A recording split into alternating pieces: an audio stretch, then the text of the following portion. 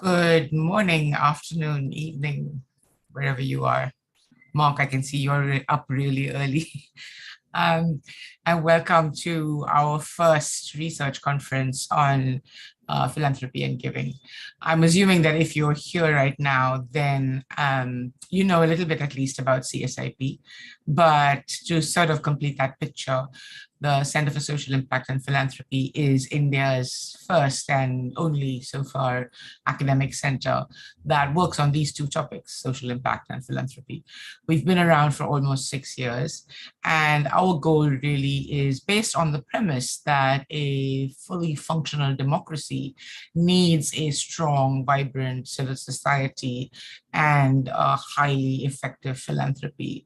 And our goal essentially is to strengthen the ecosystem for both those with a view to advancing justice, equity, democracy.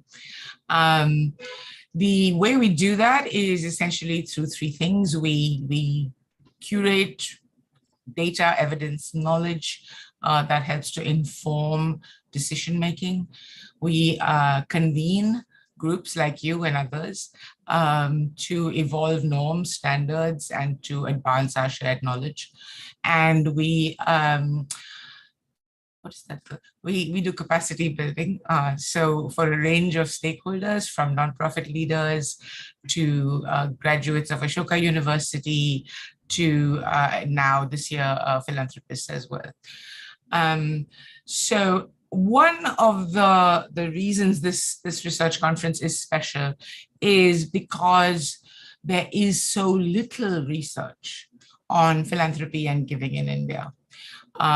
We've been around, as I said, for 6 years, and a lot of our time and effort has been spent on literally building brick by brick this edifice of knowledge about philanthropy and social impact in India. And despite 5 or 6 years of effort, there's still a huge mountain to climb in terms of what we don't know yet about philanthropy. And one of the things that we therefore do as a center is not just to build knowledge, but to build the field that builds the knowledge. And one of the things we do in that direction is this amazing research fellowship program, all of whom you can see, or many of whom you can see here on your screen today. So we've graduated one cohort of research fellows, and the second cohort has just begun work. And what the fellows do is to advance this field of knowledge about philanthropy by tackling many of the topics that we have certainly all my life been asking questions about and not having satisfactory answers. And also to really signal, if you will, to the environment that research in philanthropy and social impact is a viable field, and more of us should consider specializing in it. Somebody who has specialized in it for a long while is Mark, whom I see here at the top left of my screen. Mark has the exceptional position, I think, of maybe knowing more about philanthropy in India and China than almost any other human being alive. So I'm delighted to see him here. And I'm hoping he won't be too critical. But with that, and no further ado, let's begin today's proceedings. Let me hand you over to Swati. Swati is our research director, and you'll see all of our research team and others on the screen as well, and I'm sure you'll hear from them in due course.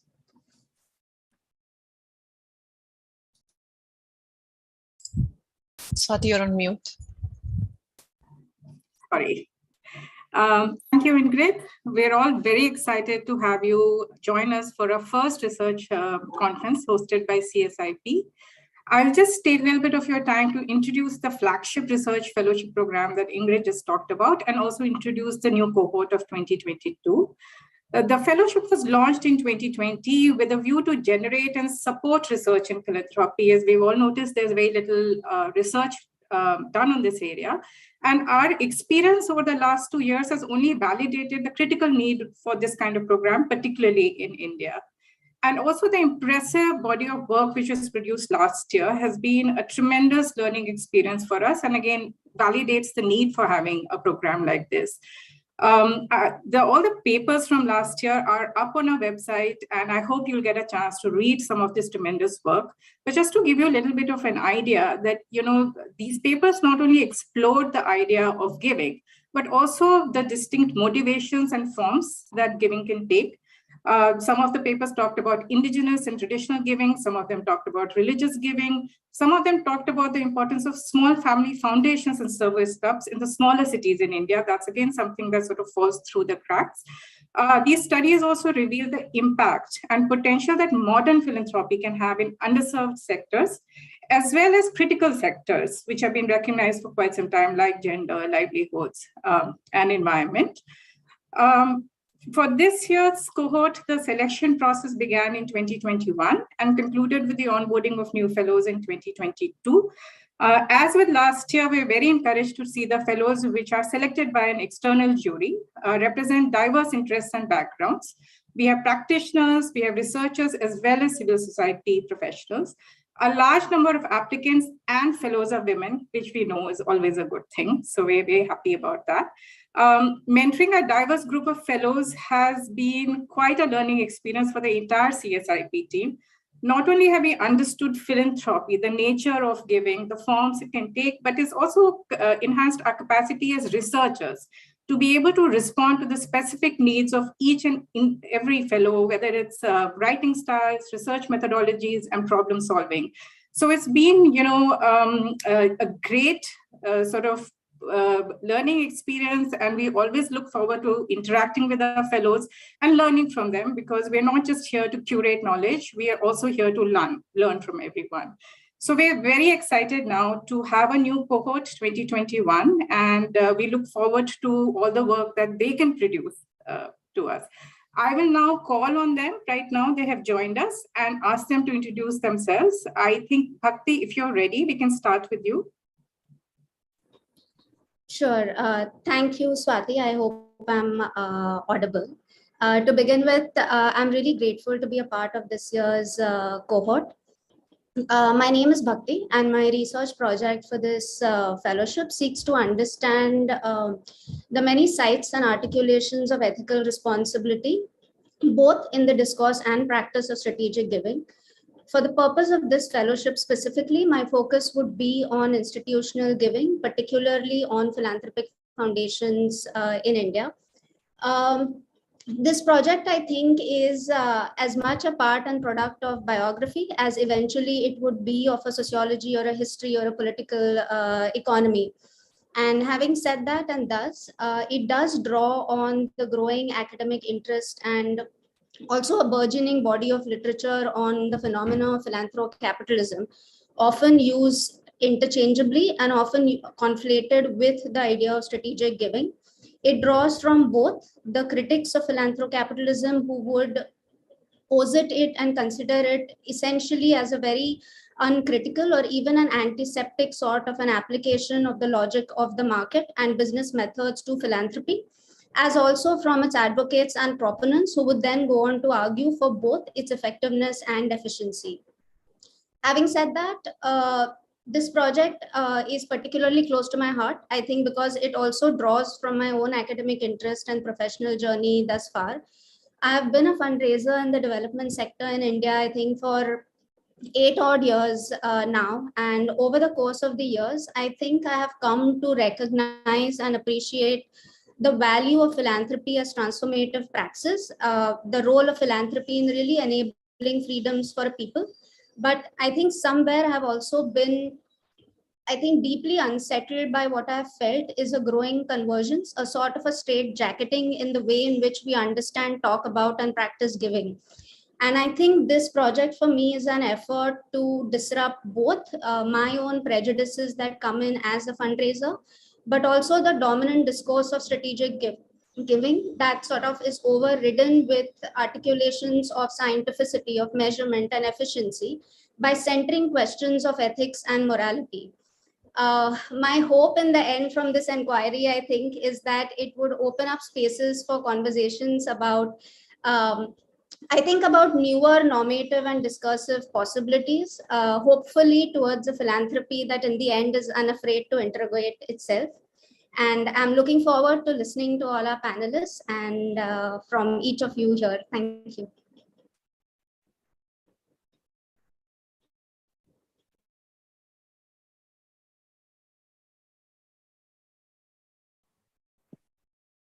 Okay. Who's next? Thank you, Bhakti. Muhsin, can you go next and introduce yourself? Good afternoon, everyone. First of all, I would like to thank CSIP for organizing this wonderful conference on philanthropy and giving in India. My name is Muhsin Puthanpurel. I'm currently a PhD student in the area of public policy and management at the Indian Institute of Management, Kolkata. Prior to this, I did my MPhil in Planning and Development from IIT Bombay and my master's in sociology from Central University of Hyderabad. My broad research, my research interests broadly include migration, social networks, ethnic entrepreneurship, and philanthropy. So as a research fellow at CSIP this year, my study focuses on the transnational giving and diaspora philanthropy of the Mapilas of Northern Kerala. Mapilas are a Malayalam-speaking Muslim community in the Malabar region of Kerala, and they have been migrating more actively since the 1970s in large numbers to the Persian Gulf countries, predominantly working in the low and semi-skilled professions and running small businesses. However, this leading immigrant community in Kerala is also known for their active philanthropy and giving. Against this backdrop, the central focus of my study is to understand the nature and form of Mapila diaspora giving, to see who gives, why do they give, what do they give, and how do they give. This way, the study primarily looks at the motivations and objectives of ordinary migrants giving, that is the giving of low and middle income migrants as opposed to the wealthy diasporas and high net worth individuals, such as the professional class settled in the developed countries. So I also look at the giving patterns and strategies of the Mapila diaspora. The philanthropic efforts of Mapila migrants are primarily carried out through three prominent faith-based reform groups: Jamaat al-Islami in Kerala and Samasta Kerala Sunni Ulama, Sunni groups, and Kerala Nadruti. However, their activities are not limited to community-based traditional forms of charity, but they are also, they also engage in strategic philanthropy, mainly through registered NGOs and organizations whose major source of funding and support are ordinary Gulf migrants. In Malabar, these religious reform organizations thus provide the much needed organizational space for ordinary migrants to engage in systematic giving and also to seek accountability. So in this research, apart from looking at how a historically marginalized community became a major philanthropic player in Kerala, I also hope to particularly engage with the binaries that frequently involved in philanthropy research, such as remittance and philanthropy, wealthy donors and poor receivers, organized philanthropy and informal giving, and religious charity and secular philanthropy, among others. So I'm really excited to be part of this event, and I really look forward. Thank you. Hello, everyone. Good afternoon. I am Prachi. Firstly, thank you for listening to us. So my research is focused on understanding the role between philanthropy and development of the end users or the beneficiaries agency. I mean, it again comes from my own experience of having worked in the development space from last 7-8 years, wherein I've worked with many foundations and philanthropic initiatives on developing or promoting solutions, which typically technological solutions, which philanthropies or foundations largely see as the right solution for the end users and beneficiaries to adopt. And as Bhakti, my colleague Bhakti mentioned, that in the last few years, there has been a lot of push on strategic giving, that is on measurements, efficiency, scientific. But amidst all of this, I have personally realized that there is a loss. There's the actual development of a social and a political agency, typically how the beneficiary is reducing the interdependency on the beneficiaries or on the solutions. Are they able to choose the solutions on their own? So how does this agency gets built through this philanthropic work is what I'm trying to analyze in my research. My vision or my objective out of this research is that the findings from this research will help direct the foundations and the philanthropy to utilize their funds and their resources better towards a path in which every beneficiary or every end user on the ground are able to become self-sustainable and are not dependent on the philanthropy forever for their betterment. So that's the objective through which I'm guiding my research. Yes, thank you. And I'm looking forward to hear all of your insights and feedback on how, on where and how we can make it better. Thank you so much.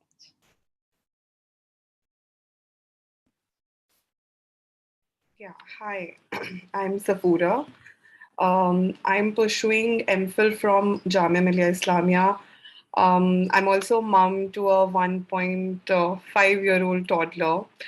For CSIP, I'm trying to understand how crowdfunding has, online crowdfunding has changed philanthropy and giving in India. Basically, in the early years of the last decade, India saw the creation of a new generation of digital platforms to facilitate giving, especially with the introduction of Milap in 2010, followed by Keto, Wishberry in 2012. Since then, the number of these donation sites has steadily increased. Impact Guru, which was fostered in the venture initiation program at Harvard Innovation Labs in the US, began its journey in India in 2014. However, it wasn't until 2010 that the bulk of these platforms saw a significant increase in activity, especially during the COVID-19 crisis. And since the second wave of the pandemic hit the country, Keto, Milap, and Impact Guru have seen a considerable increase in online donations. Although donor crowdfunding accounts for barely 0.1% of overall global crowdfunding volumes, however, with the advent of a donation-based crowdfunding, the act of giving has again acquired an individualistic characteristic, and it has become more intimate. It has also become much more instantly gratifying, so to say. This is also supported by the latest numbers. If we look at the India Philanthropic Report, it doesn't really talk about online crowdfunding specifically, but it reports that, individual philanthropist share jumped by 42% in 2020. And family philanthropy accounted for about 2/3 of the funding growth since 2019. So if individual philanthropy is growing steadily, it also highlights the huge potential that the online crowdfunding has in the country, and how everyday giving is on the rise. So what I propose to do is that I am trying to demystify the content and form of the disruption that is perceived to have taken place in the fundraising landscape by way of online crowdfunding. One important question I seek to answer is whether disruption is taking place at all, or whether it is just transforming the space itself. But I'm also trying to look at, if disruption has taken place, then how it is taking place, what disruption is taking place, and what is actually being disrupted. And also like how it is affecting traditional forms of fundraising methods in India. Yeah, thank you. Hi, everyone. It's really exciting to meet with all of you present today. And I sincerely want to take this opportunity to thank the Center for organizing this event and also providing us with the opportunity to connect and learn from experts and peers in this field. My name is Sarita Sudhakaran, and my educational background is actually in architecture and urban design. The research topic that I am exploring is a movement called free cycling, where household items and anything that's used and unwanted are given away with an altruistic or environmentally driven intention, as against the traditional disposal practices of selling it or throwing it or bartering it. How I arrived at this is I've been observing that with the increase in online communities, environmental awareness, and also financial constraints that's been driven by all sorts of global events like recessions, the traditional practices of giving, use, and unwanted items are slowly yielding to new models which are more sharing based. And climate conscious Indian denizens are exploring multi-beneficial consumption practices like free cycling. Since this is a non-monetary model of giving and it prohibits any kind of profit making or bartering and operates solely as a volunteer-led model, my objective is to understand people's motivation for initiating and participating in such forums primarily. But my study has also evolved, and it's now intending to map the existing landscape of recycling in India, looking at where and how this nascent practice lies in the general ecosystem of waste management, and how it's also impacting livelihoods and occupation of traditional waste collectors or waste workers in India.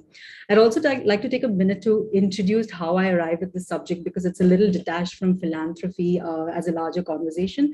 I did my master's in urban design from the University of Michigan, and I've spent a good part of my career working in the field of sustainable urban development, which focuses primarily on design and development of large-scale projects, urban projects, sustainable mobility, waste and resource management across the globe. Each of these work experiences have been very intrinsic in focusing my practice of urban design and now immersing me into the socioeconomic considerations of the work I do, just so moving from just design to also having these larger questions of the work I do. In 2019, I started an initiative called the Wasteless Project, which is aimed at promoting conscious consumerism and a less wasteful way of living. I myself practice a very low waste lifestyle, generating less than half a kilo of waste in a year. And so the subject that I am researching under the whole CSIP fellowship actually marries my professional knowledge of waste management with my personal practices in waste reduction. To summarize or to sort of conclude my work, I am a senior impact manager at an organization called Repurpose Global, which is the world's leading plastic action platform, where my work rather spans advisory action and advocacy solutions that help people and companies calculate and reduce and offset their plastic footprint. Thank you.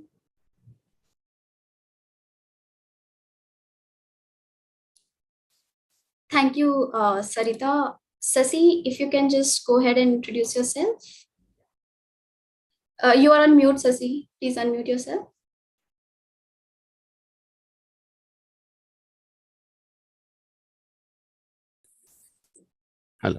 Hello. Hearing? Yes. Yeah. Thank you. Thank you, everyone. I'm proud of being part of this conference. Actually, my engagement was with academic engagement was earlier. I was with when I was doing MA, then I was doing MPhil and PhD. I was doing basically the Panapato system, basically exchange, gift kind of exchanges in North Malabar. So it came into my mind when I was in the childhood and all that. My friends, we were playing, and why they were going to the tea shops and giving part of gift practices, Panapato. Then this memory, later point of time, I was basically thinking about why, it is an important event which was going on here. So why I can go for a research? Then, I could not do completely that kind of research. Then the CSIP offered me this kind of research fellowship. Then I thought that, as Madam in the introduction part indicated, that this kind of research, recording, this kind of research is an important part of, philanthropical kind of giving, sharing, and all that is a very important part of research. So I thought that it is very important. Why it is important? Because there are earlier there are communities marginalized in the kind of feudal kind of era and all that. They were marginalized, so they did not have an opportunity to at least to survive in the daily life. Money was very less for them, so they find a way. I think they find a way to exchange money, whatever they get, very little. So this part historically, I think very continuously 200 years or 300 years of continuous kind of exchanges being carried out here in the northern part of Kerala. And 1950s have a has a very different turn. That is that it is a democratization of society. So the community kind of caste kind of giving and sharing practices turned as a kind of secular kind of giving and sharing. So now everyone, when Muslims, whether Thia, whether other caste groups, marginalized, everyone has been part of now in this practice. So what I found here, while I have started field work immediately now, even the COVID-19 has impacted this kind of giving and sharing practices now. What is happening earlier, Panapaitu is a continuous long process. Continuous means you are when you are engaged in, you are started, so it will go up to your death. It's a part of that kind of process. Now they are not practicing that way. That is also there. Now the need-based kind of practices are coming up. I started kind of interviews, taking interviews, asking questions and all that. It is revealed that they also, I think COVID, after the impact of COVID, they also found there should be some ways to tackle this kind of urgency, immediacy, and all that kind of needs. This practice now sustained in a very different way now. So my research was earlier recording kind of what is happening in the rural areas in Kerala. Now I think it is very important to understand the shift or what kind of metamorphosis going on in the case of philanthropical kind of gift practices in Kerala.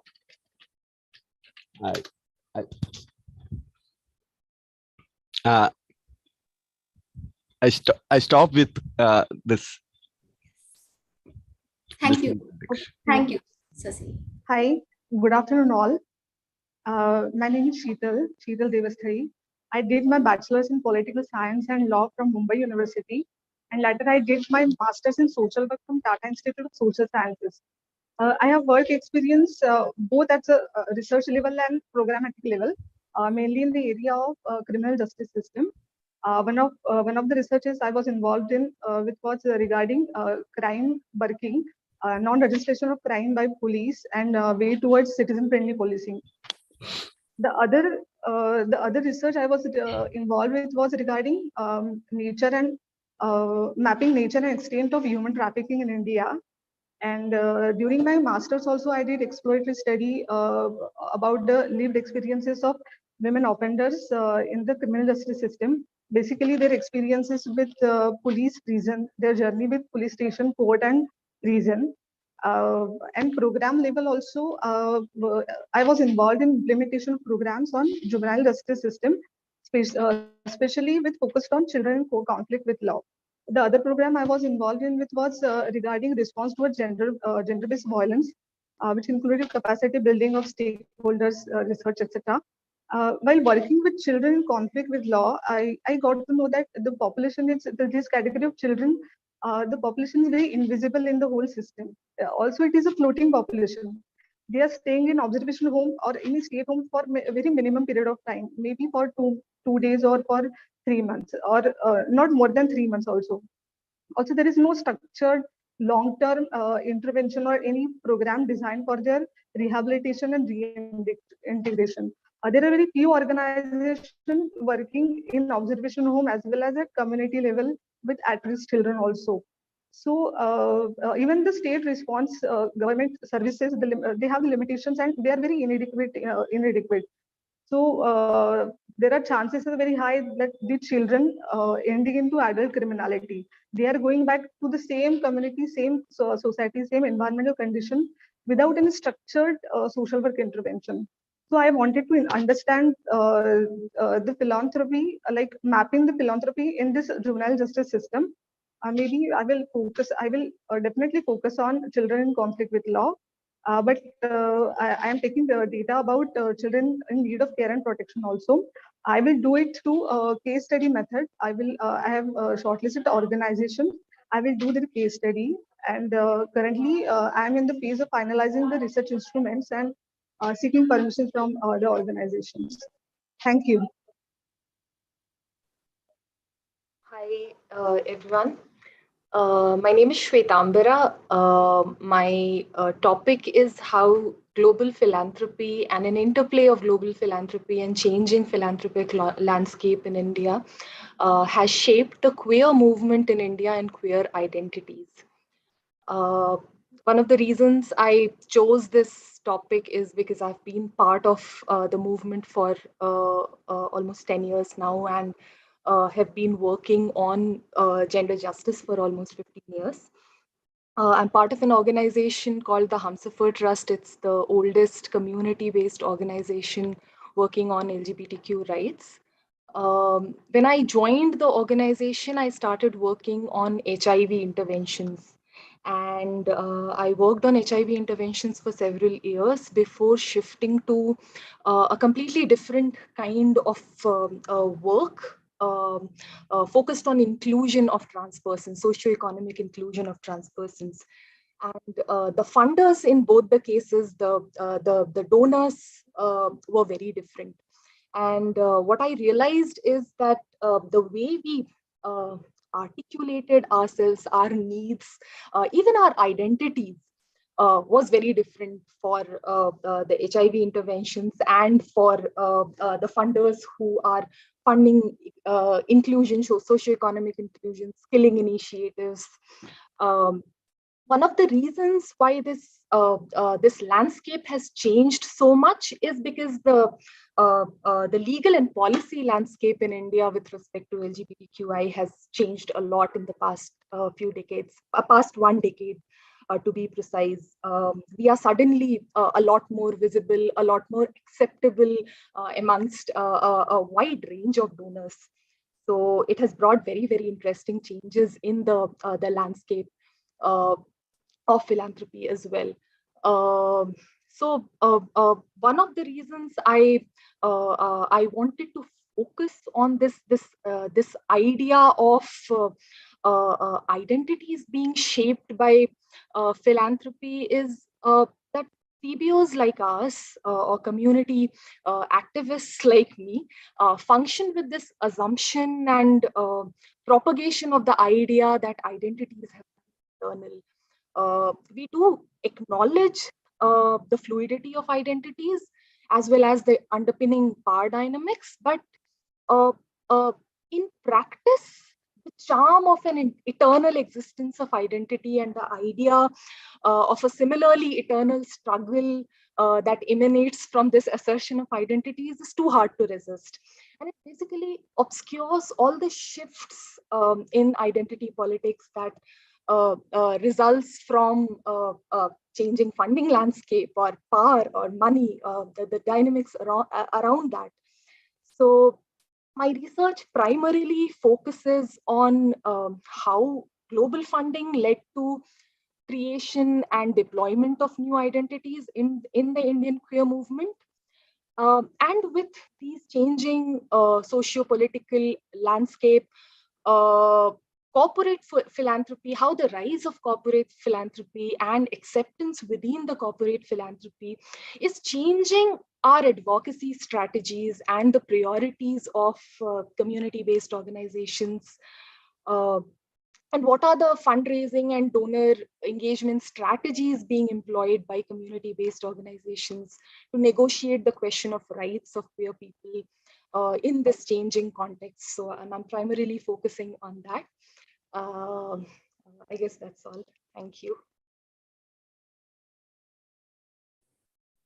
Hi, I'm Taranga, and I just wanted to start with saying thank you for the opportunity not only to listen to people that we've been reading, but also to present our work briefly in front of all of you. So I have about 16, 17 years of full-time work experience in what is known as the third sector in India. I'm a feminist, I'm a socialist, and I have an MA in social work.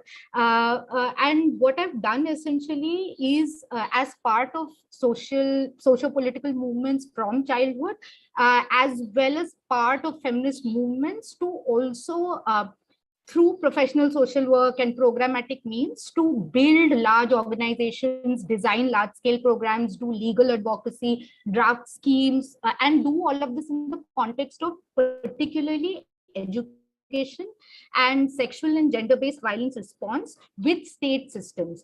Now, state systems in themselves, or the state as a patriarchal institution and currently, as you know, in hand in glove with late capitalism, as it were, is something that in feminist spaces has been debated a lot. So there are many different tendencies of thought around this. We debate this, we argue with each other. And in my experience as someone who is in the direct crisis interventions and keeping services going, not only as organizations which are resource organizations, but also then in ensuring that the state expands that work. Feminist practice like Mahila Samakhya or the special cells for women in India, which have been around for over 3 decades, right? Almost 4 decades, in which I have done most of my 17 years of work with directly. I have found that there is a lot of, there has been the emergence of this discourse around feminist funding in particular. So I know that, previous research fellows as well as many people like Bhumika Jam, etc., have written about funding for gender-related work and gender equality work, but the whole gender budgeting and mainstreaming discourse, but how feminist funding, as in organizations that call themselves feminist funds and feminist funders, how they have taken root in India, how they have expanded their work. That is essentially what I'm interested in as part of my broader research interest, looking at the intersection between movements, state, capital, so therefore that entire political economy. And it is in that context that I decided to look specifically at feminist funding organizations in India through the CSIP Research Fellowship. I am in general, with my few publications and research, project experiences, I have found that qualitative methodology, narrative approaches particularly help bring out the voice of a lot of stakeholders in these kind of movement spaces, right? Where all the discourses around the ideology of how this funding or how this work has come into being and what it will be in the future. Essentially, I'm trying to understand how feminist funding organizations operating in India, as well as feminist movements as leaders and discourse shapers, as well as those who are seeking feminist funding, how all these groups view what feminist funding exists today and what it should be like, literally in practice and in the daily nitty-gritties of work, reporting, processes, all of that. And the other part is, of course, to look at the big picture influences. Is it the change in what are the kind of regimes we have, or are we seeing, some, like now gender is in multiple SDGs. So are those things that are influencing what kind of money is available, who can apply for it, why do they apply for it, why do they not apply for it, so on and so forth. So essentially trying to bring those voices out. Apart from this, of course, my larger research interests, as it were, have to do with, like I said, and my previous work has been to do with looking at tensions within movement spaces also, looking at ideologies and differences in terms of intersections and hierarchies and leadership. Yeah, I mean, that is essentially, this is kind of a return after almost 16 years for me to looking at to doing a research entirely on my own, an entire study on my own, and not as part of an organization, or not some large scale programmatic evaluation, etc. So I'm happy to have the opportunity to do that. Yes, thanks. That's me. Yeah. Friends, so delighted to be here. My name is Asha. I'm delighted to be here as a research fellow. Over the past decade and more than that, I have spent long years working with the Dalit women's organizing in India. I worked with several Dalit women activists, individuals, small collectives, small organizations, CBOs, and advocacy with many, many large organizations, including the other solidarity networks and the United Nations as well. So I spent a lot of years doing that kind of work, fighting impunity, finding ways to seek and demand justice for survivors of caste and gender-based violence through the networks and collectives that I was a part of. In all of this time of my work, I obviously had come into interface with so many different kind of agencies that were providing us human and financial resources, philanthropists, many in Indian local organization, as well as other international foreign funding. And throughout the course of my work over those years, I would always think, we really need to study this. We really need to document this. We really need to write this down somewhere as to what our struggles as Dalit women has been in accessing funding, what our role has been in influencing donors, what goes on in the mind of philanthropists, how have they understood, how have they approached this question of intersectionality, particularly with the lens of caste and gender. Did it at all figure in their program strategy somewhere? If it did, what kind of resources, what was the quantum that they set aside? How did Dalit women activists receive that money? What were the challenges both of these players faced? Was it enough? Was it in any way a contribution to this very large aspiration and dream of social justice led by Dalit women? Like, these were the questions that I used to constantly sit with. I didn't realize that at some point in my life, I would get this kind of an opportunity through this research fellowship to actually put down my thoughts and do a deep dive, and also get into it in with a research framework, and be able to get into this kind of analysis and be part of this wonderful cohort. So it's really like a dream for me, and that's why it's very special that I want to see and put this down in the history into this paper that I will work on during the course of this year. I feel that this NGO activism, movement building, all the dynamics, all the tensions, and where did the philanthropists fit in, if at all? I think these are some of the questions that I'm playing with. As an activist, I did something. Now I'm trying to bring that in through my research fellowship.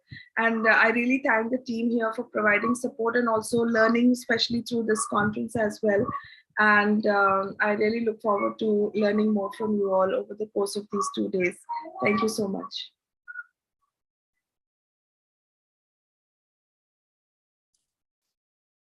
Thank you, Asha, and thank you all the fellows for the introduction and also talking a bit about your research, which are extremely diverse and also very interesting.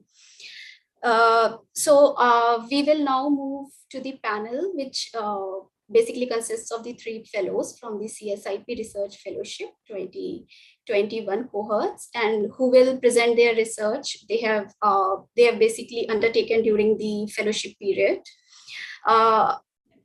During the panel, each presenter will be given about 8 to 10 minutes to present the paper, followed by 5 minutes for question and answer round.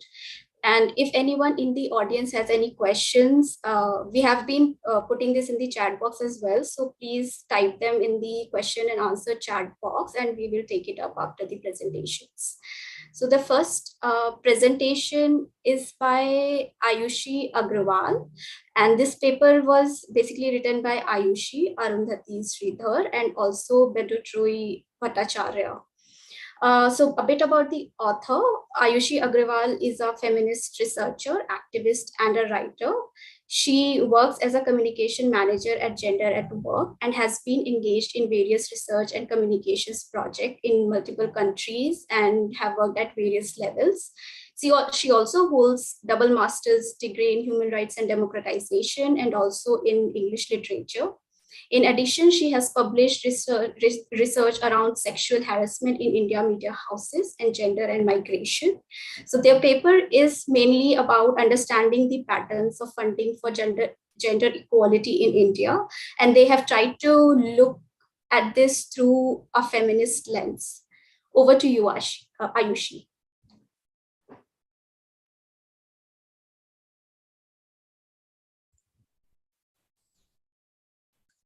I think Aishwarya is not joined us yet.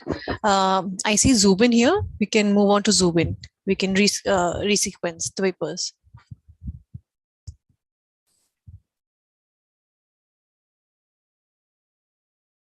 Sheva, you're on mute. Sorry. So a bit about Zubin, I'll just talk a bit about him. So he's currently working on content and research in the area of early childhood education at Pratham. He also holds an MSc in social and cultural anthropology. He has undertaken research on topics ranging from the current rhetoric used by female Hindu preacher politicians to stand-up comedy in India and in the context of identity formation. Zubin will going to take us to the fascinating world of Parsi philanthropy. Over to you, Zubin.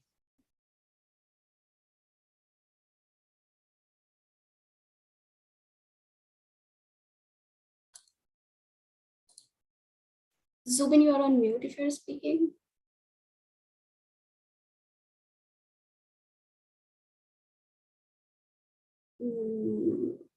Not sure.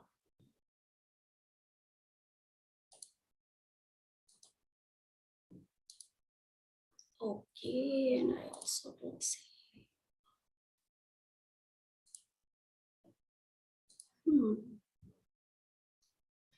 Carrie, while we try and get, Malini is here. Maybe Malini can go.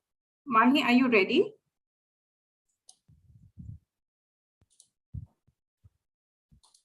Okay.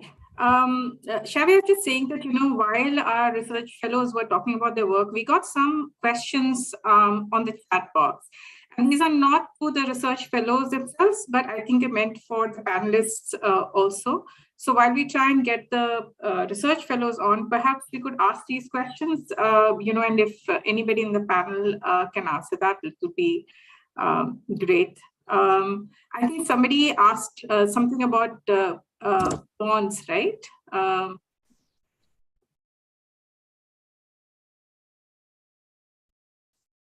You just, okay, AK Korean raised, AK Korean can just go ahead with your question.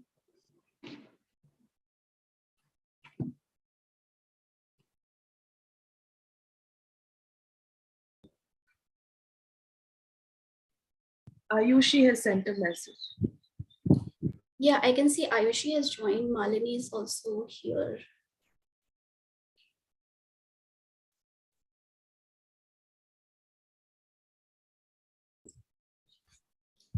We can start with Zubin is also ready. Either of the two can start. So in we the can, meantime, Yeah, sorry about that. I think Ayushi, you can go first and then maybe we'll go with Zubin and then Malini. Okay.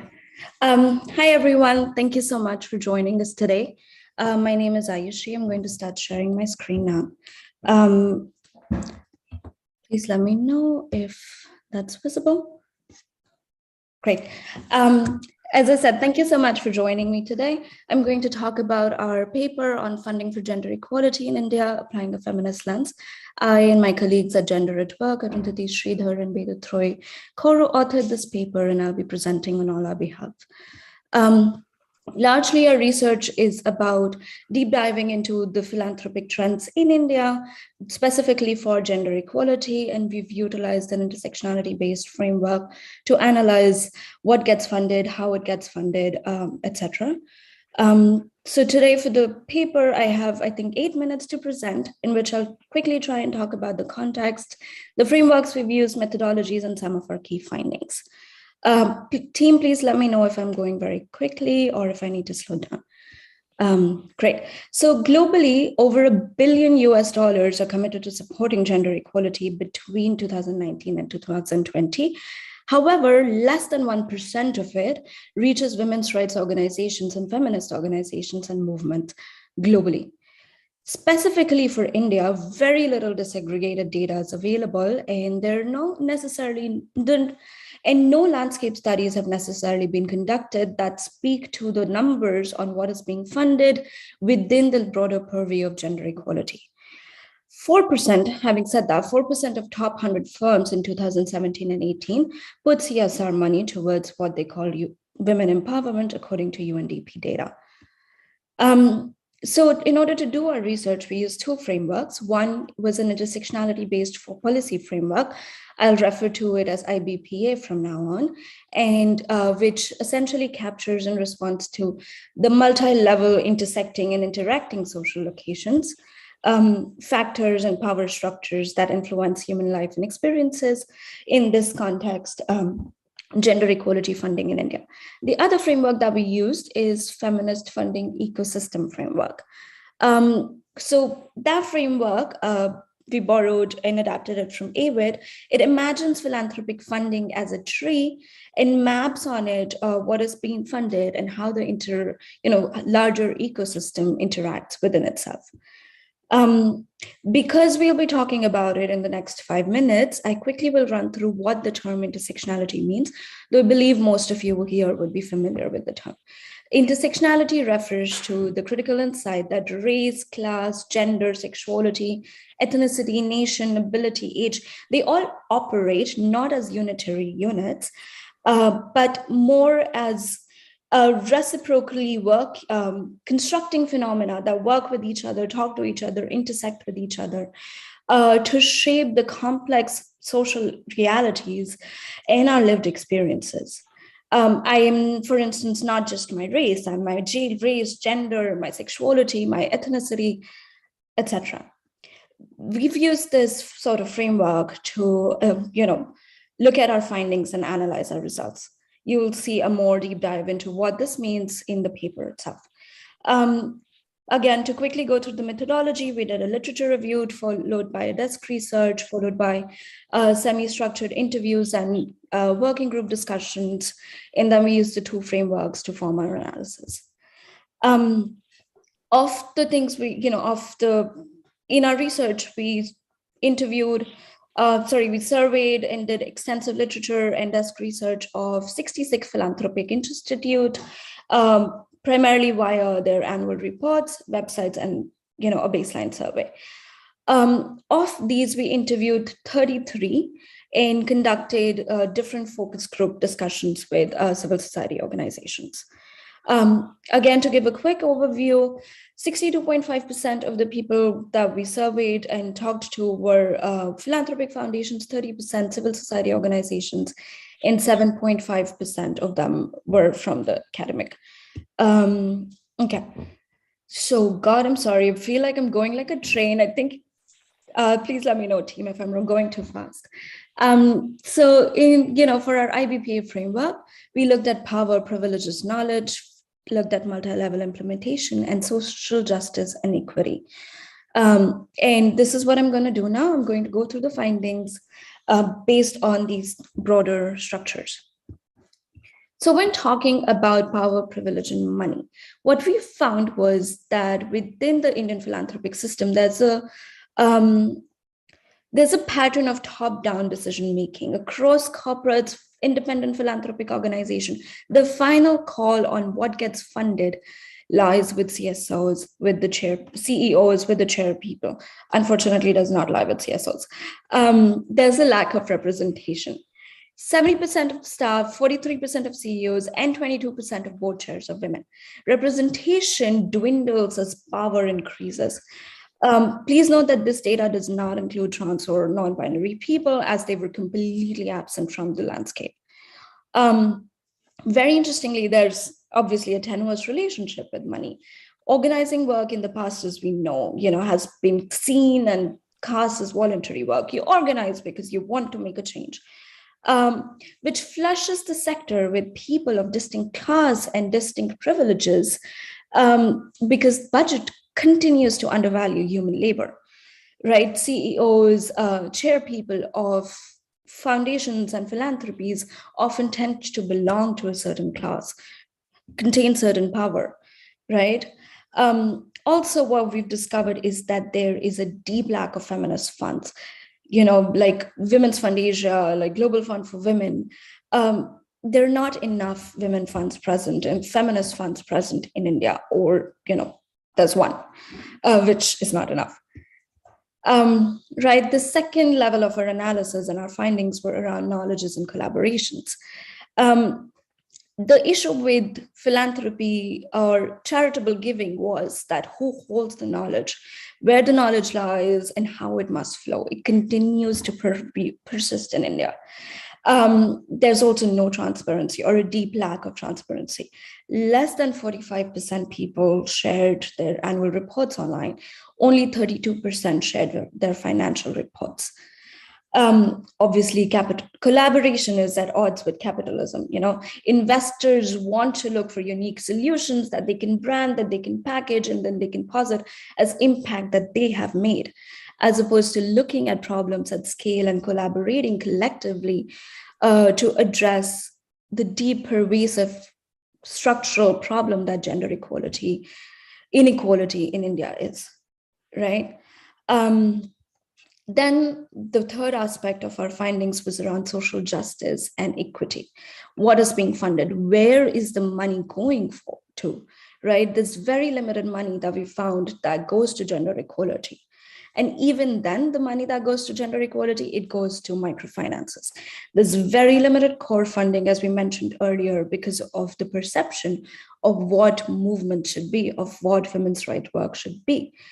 Core organizations, their development is not consciously funded for. And how can constituency-led collectives and organization ever hope to absorb funds if there's no core funding, right? There's the whole idea of oppression Olympics that gender equality, unfortunately, in India is losing right now. You'll find more details on that in the paper. Unfortunately, I don't have time to go through that. One big problem within the structural patterns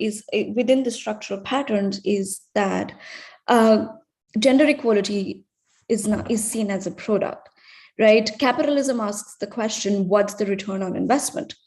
But when you're talking about the roots of the problem, if you think of gender inequality or patriarchy as a structural thing, you cannot think about the roots and the problems in terms of numbers, which means they're not really necessarily, they don't add on to what you can say in impact reports in terms of numbers. You can say, we gave this many, we gave these many bags to schools. You can't really say we talked about women organizing, we talked about their rights, which quickly leads me, to my second point. My last point really is that women and gender equality are seen as one. They're equal to. The assumption is that if the organization is working with women, it is working on gender equality. That's highly tokenistic, right? Only 2 of the 17 subjects we interviewed actually sought gender disaggregated data in their reporting. But interestingly, 95% of websites and annual reports had prominent photos of women and girls spread across in big, frames on everywhere. Like, where are they coming from? Where does the tokenism end? Anyway, or women are burdened with change. I know I have very little time, but just to say that women are seen as agents of change, as beasts of burden, women in the communities, they're going to be doing the work. without really getting recognized or paid for it because it's their job to do the work, right? There's also deep avoidance of any rights-based or equality language. People will talk about women empowerment. People will talk about education for girls, women as victims. But there's not a lot of talk about addressing what stems from patriarchy as the root and how to tackle that. I mean, since there's no talk, there's no money. There's no money, there's no change, right? So to conclude very quickly, we found that the patterns of funding for gender equality in India tend to address the symptoms and not the roots. Like I said, there's a very clear lack of direct funding. So what we recommend is that we need feminist funding models. We need models that address the modalities of grant making and resourcing as opposed to just the what, which look at how and with what things get funded as opposed to, just let's do this and we'll have a number. So what we say firmly, the three of us believe in, is that it will take humility, dialogue, collaboration in a deep decolonization of funding attitudes to actually make an impact. The funder and the grantee need to work in cognizance. They need to work together as a unit as opposed to, just giving away of arms for things. So we need feminist funding models, and I think I'll wrap up here. I'm open for questions if anyone has any. And apologize again for going so fast. Yeah. No worries, Ayushi. Thank you so much. That was very insightful. Anyone wants to ask question, you can just post it in the chat box. I don't see any question right now, and maybe we can take it later as well. If you have anything. Shavya, there is one question for Ayushi, specifically asking on how was the survey conducted and what were the tools used? So we had multiple methods for conducting the survey. The first was, just drafting it, and we used SurveyMonkey to host the survey. We used extensive lists available online, made lists of our own of different kinds of philanthropies and funding organizations within India. We did a lot of cold calls. I think we sent the survey to over 500 different email addresses. And we made a list of over 270 people to cold call and ask them to fill the survey. The results that you see, or the number that you see, is the responses we got, the complete responses we got. We did not tabulate or take into account incomplete responses, etc. So that was, that took us a long, long time and effort and a lot of dismay. But yeah. Okay, thank you, Ayushi. Any more questions? Just please type it in the question and answer chat box. So the next presentation will be by Malini Bhattacharya ji. So Malini teaches at Azim Premji University, and she's a political scientist by training and is also interested in understanding the interplay between religion and politics, and also between religion and development. So Malini's research is on philanthropy and religious groups and delves deeper into the motivations behind these participating of religious organizations in philanthropic activities. So over to you, Malini. Thank you very much, Shavya. Thank you so much, CSIP, for the opportunity. It's lovely to see many of your faces here. We've just been interacting over emails. So it's so nice to just see this whole thing coming to a closure finally. I'm just quickly going to get straight to the point because we have so little time. Can you please confirm if you can see my screen? Thank you.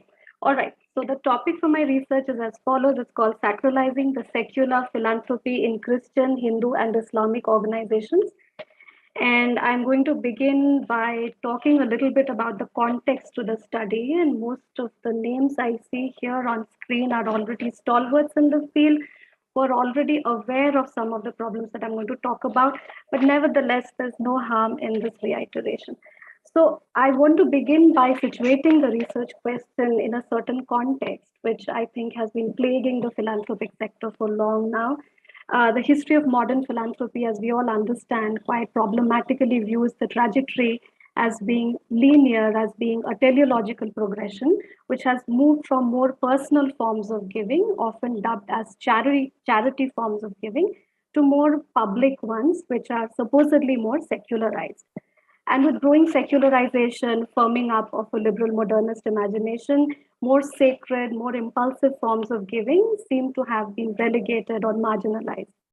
Part of this is also due to the dominance of a CSR mindset, which prioritizes tangible outcomes of giving, which has further stigmatized the role of religion in development as irrational, thoughtless, etc., and also holding it responsible for entrenching traditional gender and caste norms. However, what's very interesting to observe is that the scale of Indian philanthropy has expanded exponentially, right? We all understand that. And what's also very interesting to see, a finding that's been thrown up by multiple surveys and studies across the board, that the contribution of religious funding to overall philanthropy in India and South Asia, in fact, has been steadily on the rise. And therefore, what what basically intrigued me, when I was beginning with the study is, what does this trend really tell us about Indian philanthropy? Is the secular philanthropic space actually becoming more sacralized, or is religion actually becoming more secularized?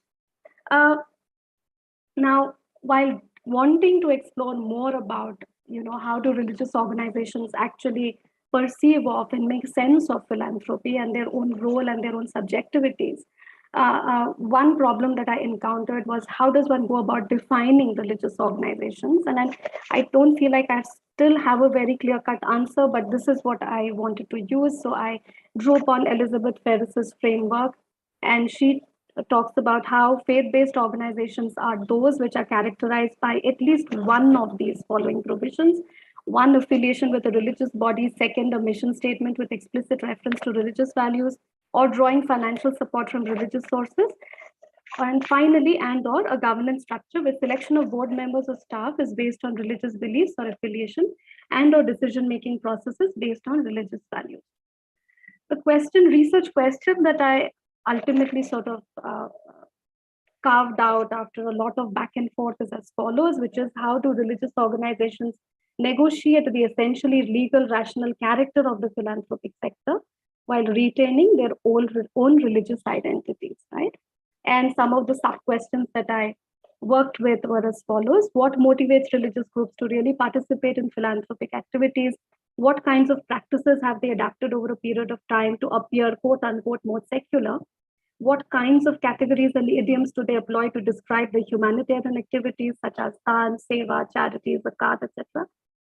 And finally, does the category of philanthropy adequately capture these forms of giving, or should we actually envisage newer categories of trying to understand where they're coming from? I will not spend much time on this slide, but I just wanted to sensitize you to the fact that, this research originally began with the idea of using a comparative methodology, right? Trying to understand similar forms of giving or differences that emerge from forms of giving across these three faiths.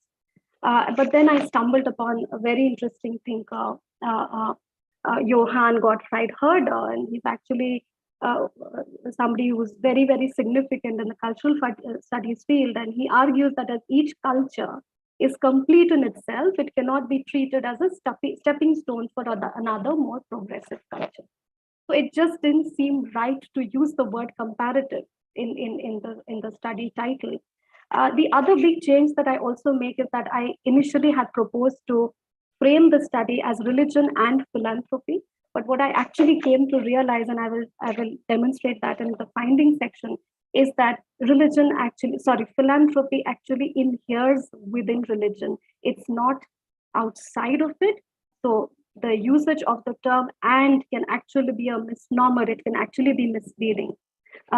Religion and philanthropy are deeply intermeshed with each other. That's one of the central findings. Coming to the findings section, I would just want to throw light on three select findings because we simply don't have time. The first thing that I want to highlight is, for most respondents, actually for all respondents who were interviewed, they all mentioned that service to humanity or act of giving was a natural corollary to being religious or spiritual, right? So, like I just said, service or acts of giving and religion are deeply entangled. They are inseparable entities. And every time an interview would start speaking about what motivated them to start, getting into charitable activities, they would invoke ideas of dance, seva, zakat, waqf, sadaqah, idea of caritas, the idea of daswant, for example. They would often use expressions like love for humanity, personal connection with God, moral values, a sense of solace, and the idea was always to demonstrate that I'm doing this not because uh, a rational discourse on development dictates me to do so, but I'm doing it because I'm deeply embedded in my faith. So there, I've just highlighted 3 quotes here. For instance, there is somebody from the Islamic organization talking about how philanthropy is embedded in Islam, that the fact that there are 5 pillars in the religion, only one of which, zakat, actually entails a relationship between individuals. And therefore, zakat is aimed at purifying the soul of the giver. Similar things were said by members of ISKCON, who talked about how Bhagavad Gita talks about dhan working like a magnet and how that leads to, providing emotional solace to people. Being secular and scientific, this is very interesting because, and I deliberately pose it here because it's almost like a juxtaposition. Because on the one hand, they try and keep sort of emphasizing the fact that we are deeply religious, we are coming from a place of faith, but quickly, very quickly in that same interview, they were very particular in demonstrating, in making the argument that they are secular. And when probed further, they mentioned that being secular meant that we do not discriminate against, members outside of our constituency when we dole out relief, right?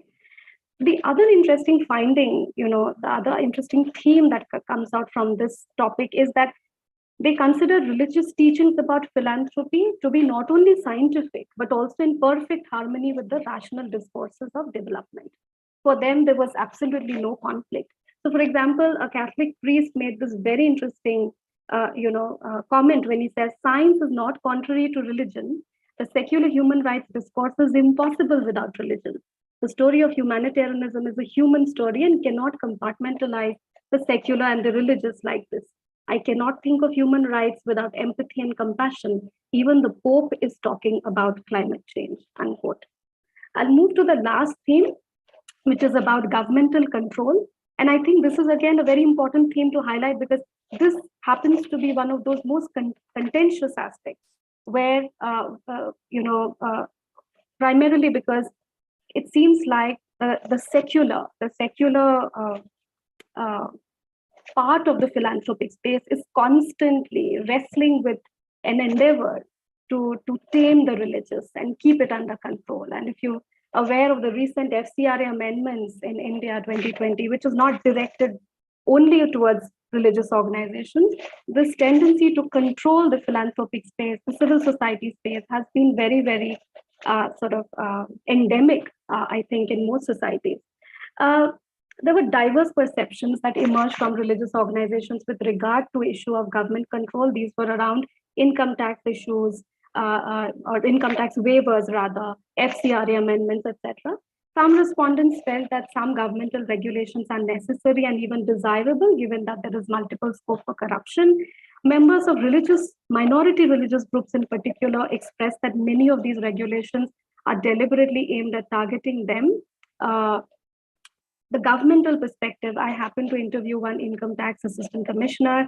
It was a very interesting interview. His position seemed to be that these regulations were necessary as the social sector was ridden with corruption.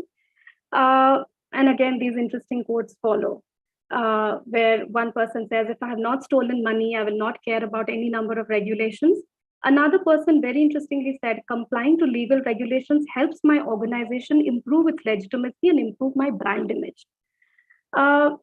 Finally, by way of a conclusion, this is what I want to say, right? What I'm trying to say is, despite the obvious secularization of the philanthropic space, religious organizations continue to frame their subjectivities through different kinds of epistemic and ontological principles that pose a challenge to secular rational thought. Many religious organizations consider their forms of giving to be more spontaneous and agenda-free than secular organizations' philanthropic initiatives. Giving is construed as an act of self-liberation, which I've already discussed. Through service, religious organizations and people working in them build their own subjectivities, they construct their own identities, and seek to leave an imprint of their philosophy in the lives of their beneficiaries. Devotees of religious organizations consider secular philanthropy to be insipid and incomplete and relate to their own ways of giving as a way of connecting with their God and the larger cosmos. And finally, as a way of recommendation, this is what I would like to say, that the discourse on philanthropy needs to step outside this linear teleological imagination that I had talked of earlier, where religion is perceived not as a remnant of primitive forms of charity, but as a legitimate partner in the philanthropic space that is grounded in its own ontology and epistemology. Thank you. I'll stop sharing here. Thank you, Malini. Thank you. So let's see if we have any questions for Malini here. No. Okay, yes, there is one. Malini. It's a comment. Thank you so much.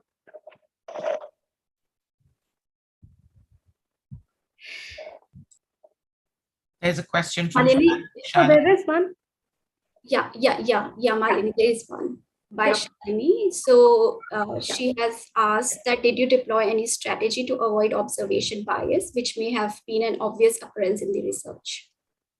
Well, there was no opportunity for observation, unfortunately, because all these interviews were conducted online. This was bang in the middle of COVID, and but it's an interesting question. How does one prevent one's own biases in coming in, and that can happen even without observation being an important tool? I don't know. I think we are all a product of our own biases, and to completely pretend like we can keep that outside the room when we are interviewing someone, I think is very utopian. I think just being aware of the fact that we come with a certain identity of our own is an important self-awareness to be able to negotiate. Yeah, I don't know if that answers your question. Thank you. Thanks, Malini. Malini, there's one more question for you, but since we're a little short on time, I see people are posting questions and you can just answer them in the chat box. Will do. Yeah. So we can now move to Zubin. So thank you. All right. So the last and the third paper presentation will be by Zubin. I have introduced him before, but I'll just do it again. So he's basically currently working on content and research in the area of early childhood education and works at Pratham. He holds an MSc degree in social and cultural anthropology, and he has taken research on topics ranging from the current rhetoric used by female Hindu preacher politicians to stand-up comedy in India and in the context of identity formation. And Zubin will going to talk about the Parsi philanthropy. Over to you, Zubin. Thanks, Sharya. 1 second, sorry.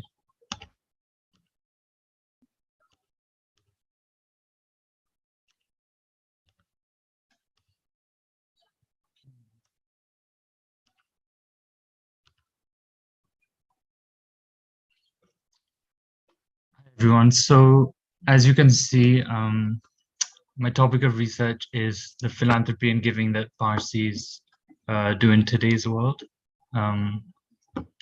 So one of the main reasons why I chose to do this research was that while I knew about prominent Parsi philanthropic families like the Tatas, what I knew was quite surface, and also knowing that there is no religious obligation to give for Parsis and in Zoroastrianism, I was curious to know a bit more about the different forms of giving that Parsis, different giving that they do, and the institutions that they participate in. So this was broadly the plan for the research. Then later on, I realized there was some space to look at attitudes towards giving and better understand social norms and historical context. So I'll also talk a little bit about that later. Yeah. So while doing the literature review, I think I was amazed by how much research there is on the history of Parsi philanthropy. But at one point I came across this book written in 1939, and it told me that, it made me realize that, I mean, this is something that's been a part of Parsi community consciousness for a long time. So yeah. So most of my research material came from interviews I did.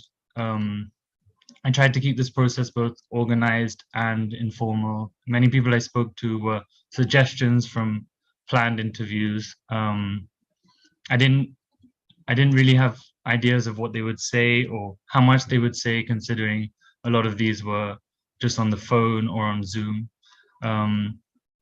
But I think looking back,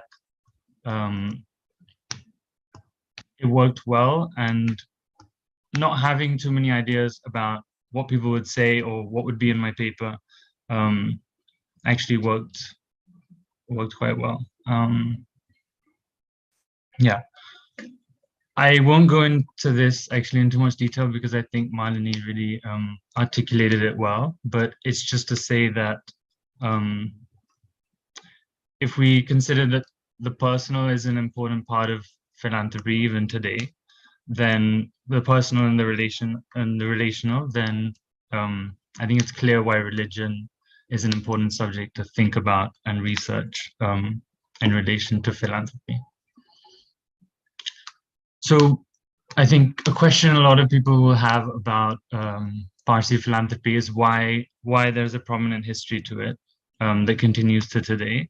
But while I acknowledge that in my paper, the relevance to what I'll later go into detail on it, but the relevance to what people say now for me is more how this happened rather than saying this was the reason or that was the reason. So for example, it was definitely the case that the position of many Parsis as merchants and big businessmen was an avenue for them to become philanthropists. But I wouldn't say the reason. And something scholars have talked about a lot is how philanthropy allowed or created a reputation as not just wealthy, but also trustworthy. And later on, I'll talk about how that connects to things people say even now, not just philanthropists, but people who are involved in all sorts of giving. So in my last point here, I have philanthropy as the first thing in a sort of sequence, but actually the framework is more cyclical and circular, where, you know, the values, I'll just show, I have a simple diagram on the next slide, just to say that it's not philanthropy which creates a reputation or the other way around, but these things work together. So for example, in order to be a philanthropist, I mean, the idea is you would have certain values and then these things work in interaction. Sorry, I'm conscious of the time, but yeah. So considering the flow of my presentation, these are the 3 sections in my paper, but I'm just gonna give a little more attention to the first section, which is values and reputation, the importance of a giving narrative. And then a little bit about the other 2. So actually, I had planned to ask a question around this phrase, Parsi, thy name is charity, in my questionnaire. But in many interviews, people actually brought it up before I even asked it, talking about it in relation to their involvement in whether it's voluntary or full-time work that they do in the philanthropic space. The second phrase is the most popular sort of Parsi phrase, which we all hear from when we were really young, and which was also mentioned by people I spoke to in the interviews, and the same for the next 2.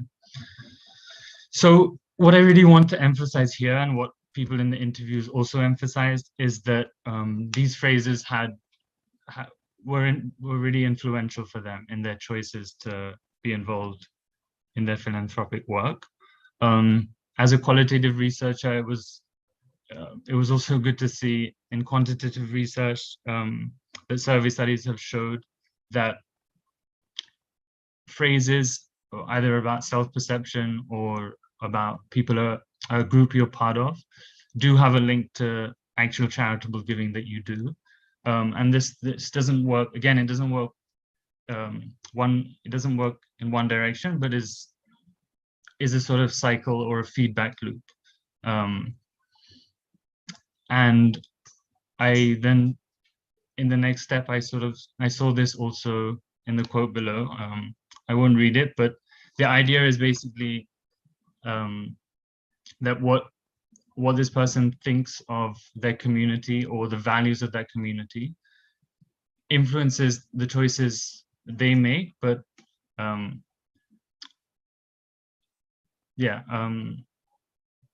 should maybe have had a diagram for this to make it a little clearer, but just to say that, yeah, this again is like a feedback loop that influences each other. And yeah, finally, I also saw like a similar process and pattern when people talked about their affiliations with community and nation in terms of their choices of the philanthropic work they're engaged in. So I'm just showing this to show that, okay, so these two quotes are from the same person who's actually engaged in work with a Parsi community organization.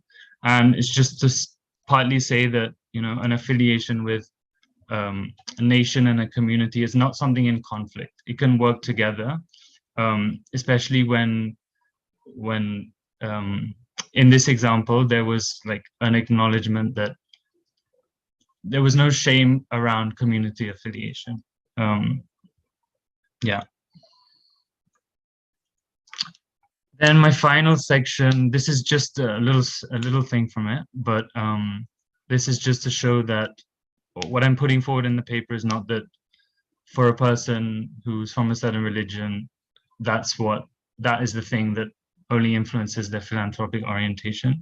But there are also other things, especially now, of course before also, which came up in the conversation through the interviews.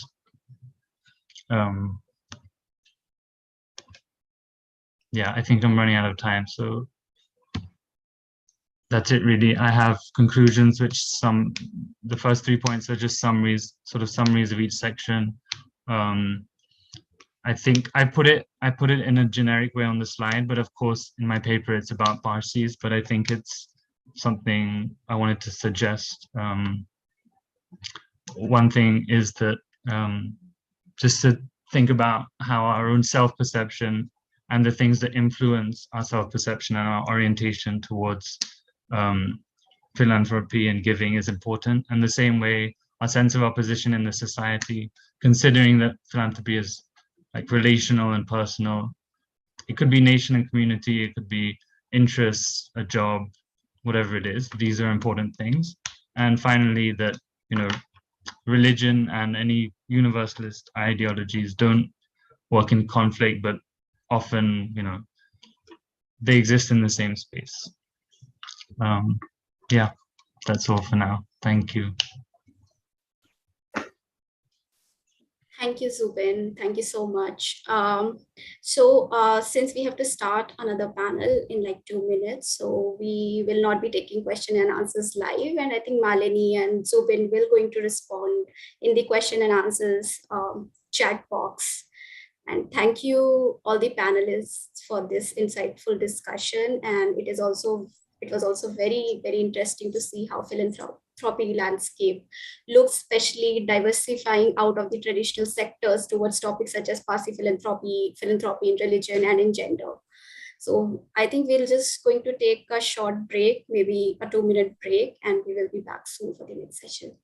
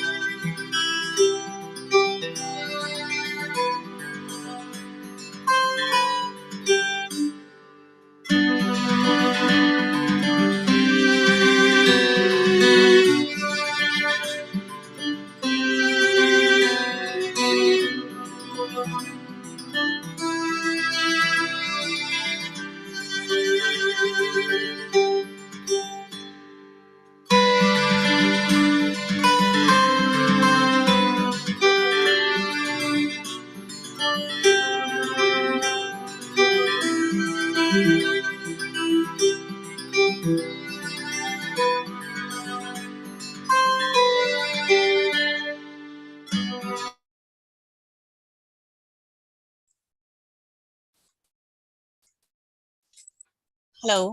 Hi, welcome back. I'm Divya Chopra from the CSIP research team, and we will now move on to a very interesting panel discussion on research on philanthropy. We are honored to have three eminent panelists with us. We are short on time, so we'll quickly start over. Our first panelist is Dr. Sarah Conrad. Dr. Conrad is a social psychologist who directs the interdisciplinary program on empathy and altruism research at the Indiana University Lilly Family School of Philanthropy. Her research examines causes and implications of pro-social traits and behavior. It is early morning for Dr. Conrad, but she's been very kind to join us for this important discussion. So thank you, Dr. Conrad. Our second panelist is Gayatri Lobo. Gayatri is the CEO at the A.T. Chandra Foundation. She has 20 years of strategy consulting and development sector experience, having worked most recently as the CEO of India Social Leadership Institute. Gayatri is also traveling as we speak and is on a highway right now, but she's also been very kind and agreed to join us today. Our third panelist is Anand Bhagwati. Anand is a partner at the Britspan Group, working in the Mumbai office. He has an abiding interest in enabling Indian NGOs and domestic philanthropy to achieve their full potential. He works closely with multi-generational families, technology entrepreneurs and corporates, and global foundations to help dream bolder and with greater equity. Anand is wearing two hats today, as he will also be moderating the panel discussion. Special thanks to you, Anand. Anand, I will hand it over to you now.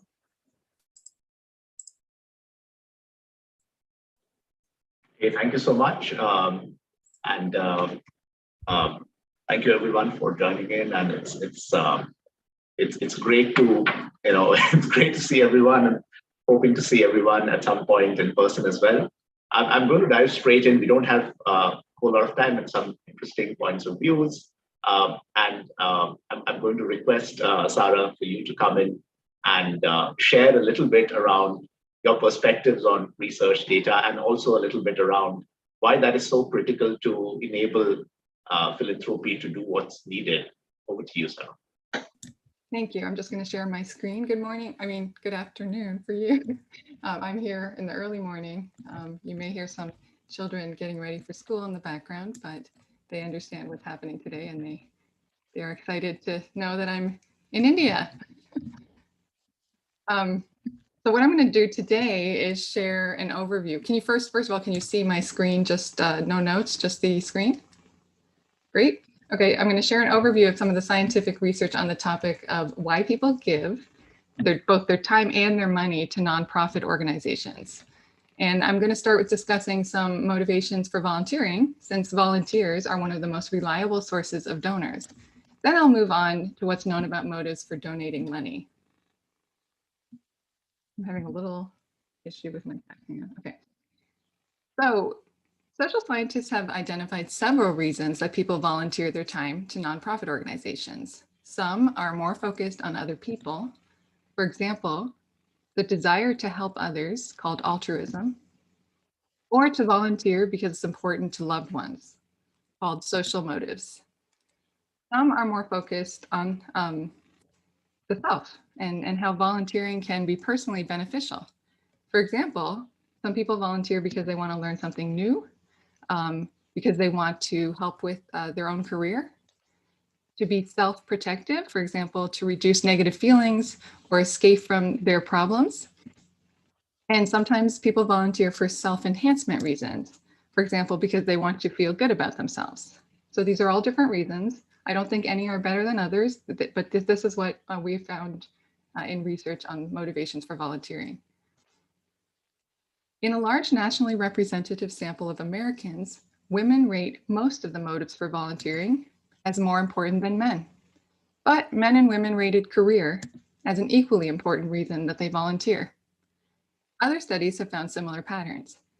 This implies that overall, women seem to draw on many different reasons for volunteering. Do motivations for volunteering depend upon country?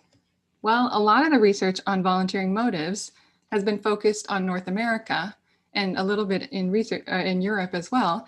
But one study examined motives for volunteering across 13 different countries with almost 10,000 participants. The study found that altruism was the #1 reason for volunteering in each of the 13 countries. Still, there were differences across countries, with people from European countries being more motivated by altruism when they volunteer compared to people from Asian countries. The study also found that for most countries, learning and understanding was the number 2 reason that people gave for volunteering.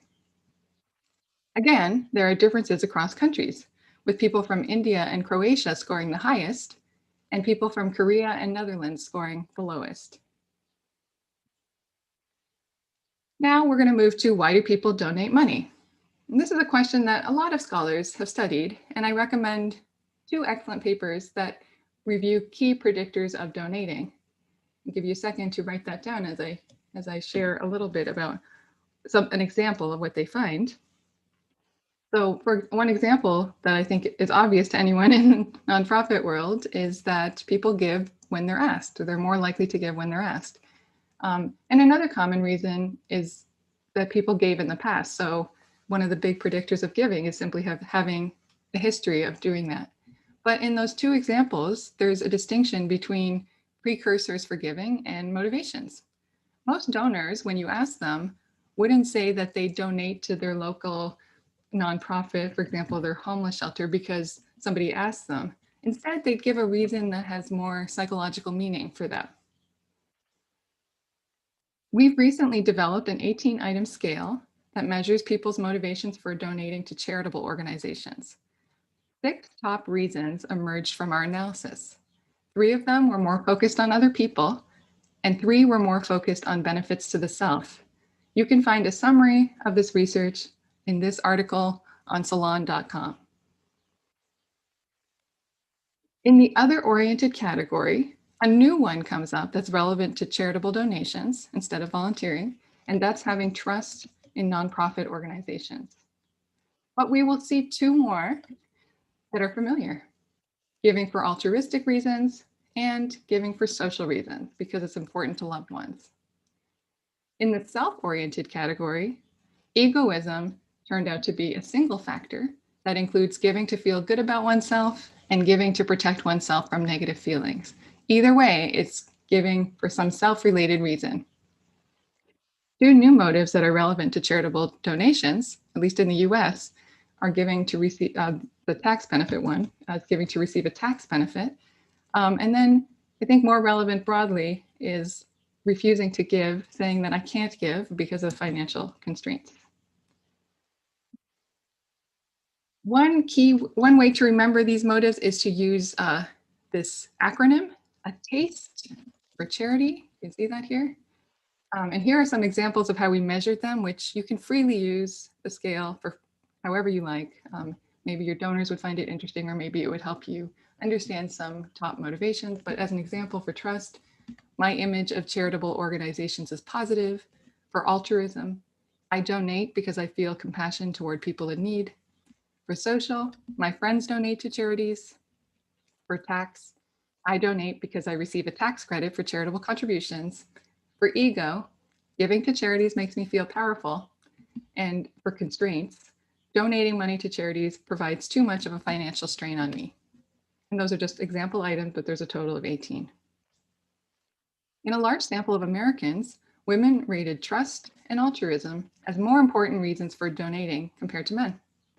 Men rated taxes as more important reasons for donating compared to women. But men and women rated egoism, constraints, and social motives as equally important reasons that they donate money. Does this depend upon country? Well, to my knowledge, there's not much cross-cultural research that has systematically looked at motivations for giving money.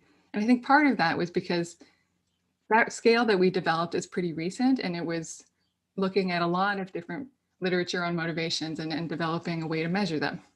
But it's important to understand what motivates people from all over the world to donate, not just the US or Europe.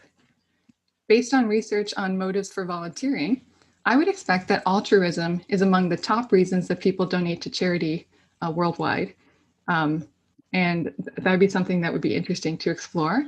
I'm also curious to know whether you would expect motivations for giving to be similar in India, and also whether there may be different top motivations that we didn't uncover in the US. Thanks very much. That's the end of my presentation. Great. Hey, thanks, Sarah. This is fascinating, and some of these points are thought-provoking, especially the point you mentioned also about ego, and as we talked about feel-good factor and how to, what are some of the things which might be of use to our colleagues on the call.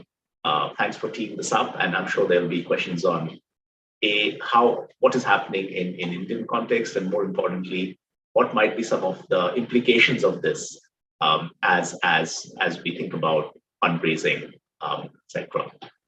With that, let me bring in Gayatri, and Gayatri to be. I know you're traveling, so I hope you can hear me.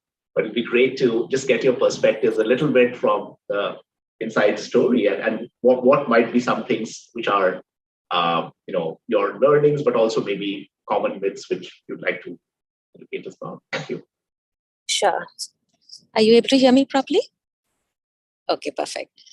So while as Anand explained, I'm on the highway from Prayagraj to Varanasi. So along with sharing what I have on how philanthropists give, I think we can also do research on how good the internet connectivity is in UP. So I'm going to turn off my video. I just turned it on at the beginning right now, so you'll see that I actually exist and it's not a robot talking in the background. But just so that it doesn't get cut off in between. So what I want to share today is really what our experience has been in terms of how philanthropists give in India, and really how research can improve that. One of the big changes that we've seen is in individual giving, and how India has undergone a huge change in terms of how giving is done. So previously, as you know, very largely it was private, done to individuals, who people knew and who they wanted to help, or via religious institutions. And as a result, there was very little sharing of information between donors, and more importantly, very limited opportunity to learn from each other. And you cut to today where crowdfunding, philanthropy conferences, donor WhatsApp groups are the norm. Spaces where we share ideas, philosophies, successes, failures, and it provides us with a huge opportunity for us to learn how people give, how to better our own giving, and in a way that's most beneficial towards making impact. I've said this in previous conferences, but there's an uncomfortable power imbalance in the sector. Right? Donors are given the most importance because at the end of the day, they decide what to fund. And NGOs are always seen as asking for funds and therefore expected to be flexible towards donor asks and expectations, even though sometimes they realize that what is being expected may not actually be what's most needed for the cause that they're trying to address. So we still have a long way ahead of us to truly treat NGOs like partners in solving, social and both social and climate issues.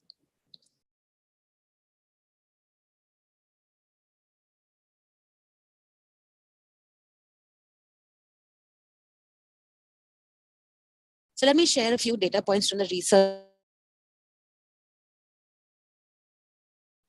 Gayatri, you, I think, cut out for a few seconds. Sorry, I'll repeat that again.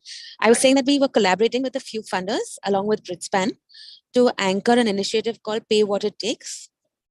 And one alarming data point from the done as part of this initiative is that in a survey of about 388 NGOs, 83% found it hard to cover their indirect costs through program funders, right? So imagine this. So when a funder says, I'll give you 50 lakhs towards teacher training, as an example, they expect that a little or no part of their funding goes towards costs of, hiring the trainers, fundraising to pay the salaries of their staff, office space, etc.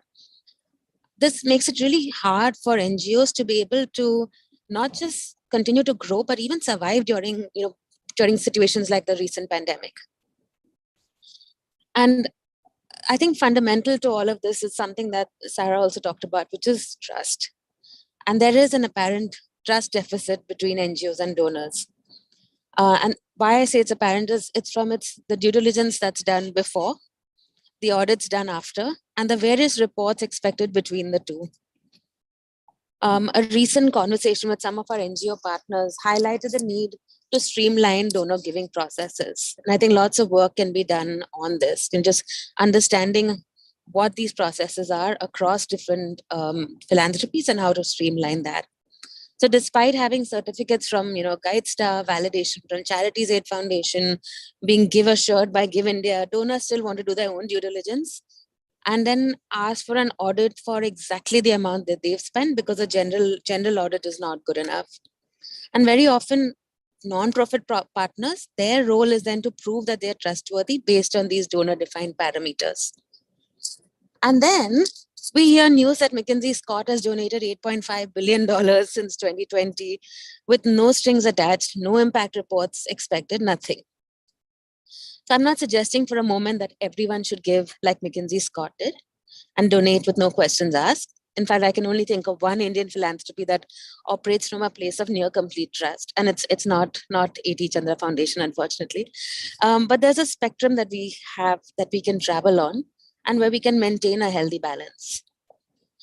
And I should add that this trust-based philanthropy it's not naive or unconditional trust, but it's really creating an environment where nonprofit partners and funders can openly share.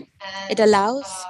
and we will reach out to you. I'm sorry, this an article comes along. Someone else speaking? Go ahead. Sorry. So I was just saying that, we need to create a space where, NGOs, philanthropists, everybody can openly share and allow for much deeper, meaningful conversations so that there's much more, support and the right support that can be offered. And so how do we get there, right?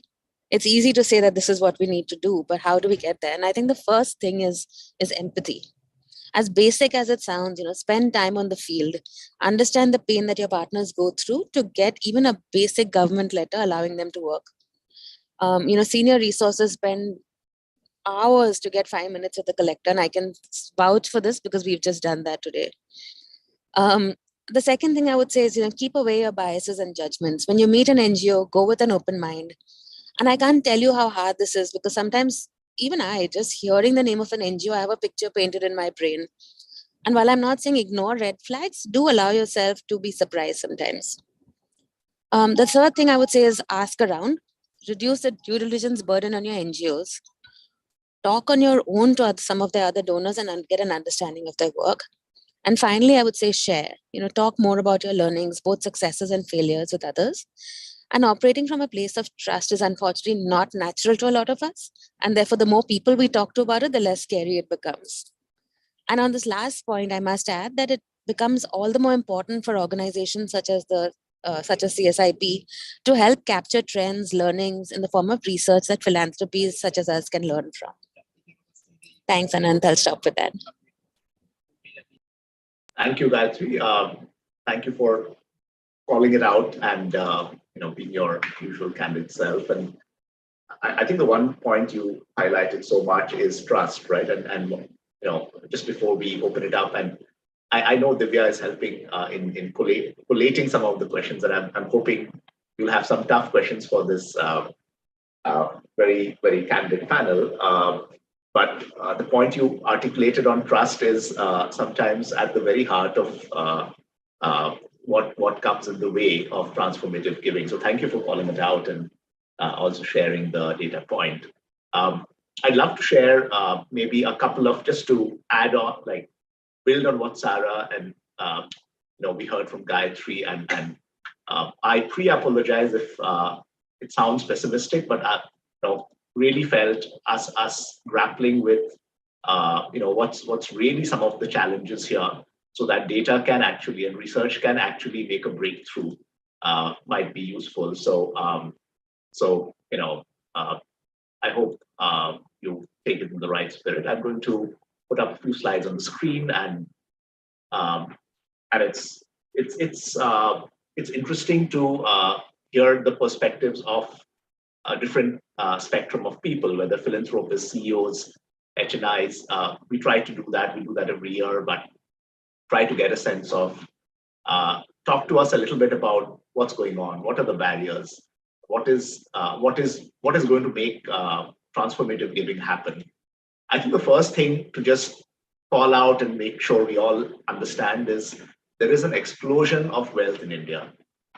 You look at any perspective, look at any data point, you look at any angle, whether it is about corporate profitability, whether it's about stock markets, whether it's about the number of unicorns which are coming up in India and going public, there is an explosion of wealth.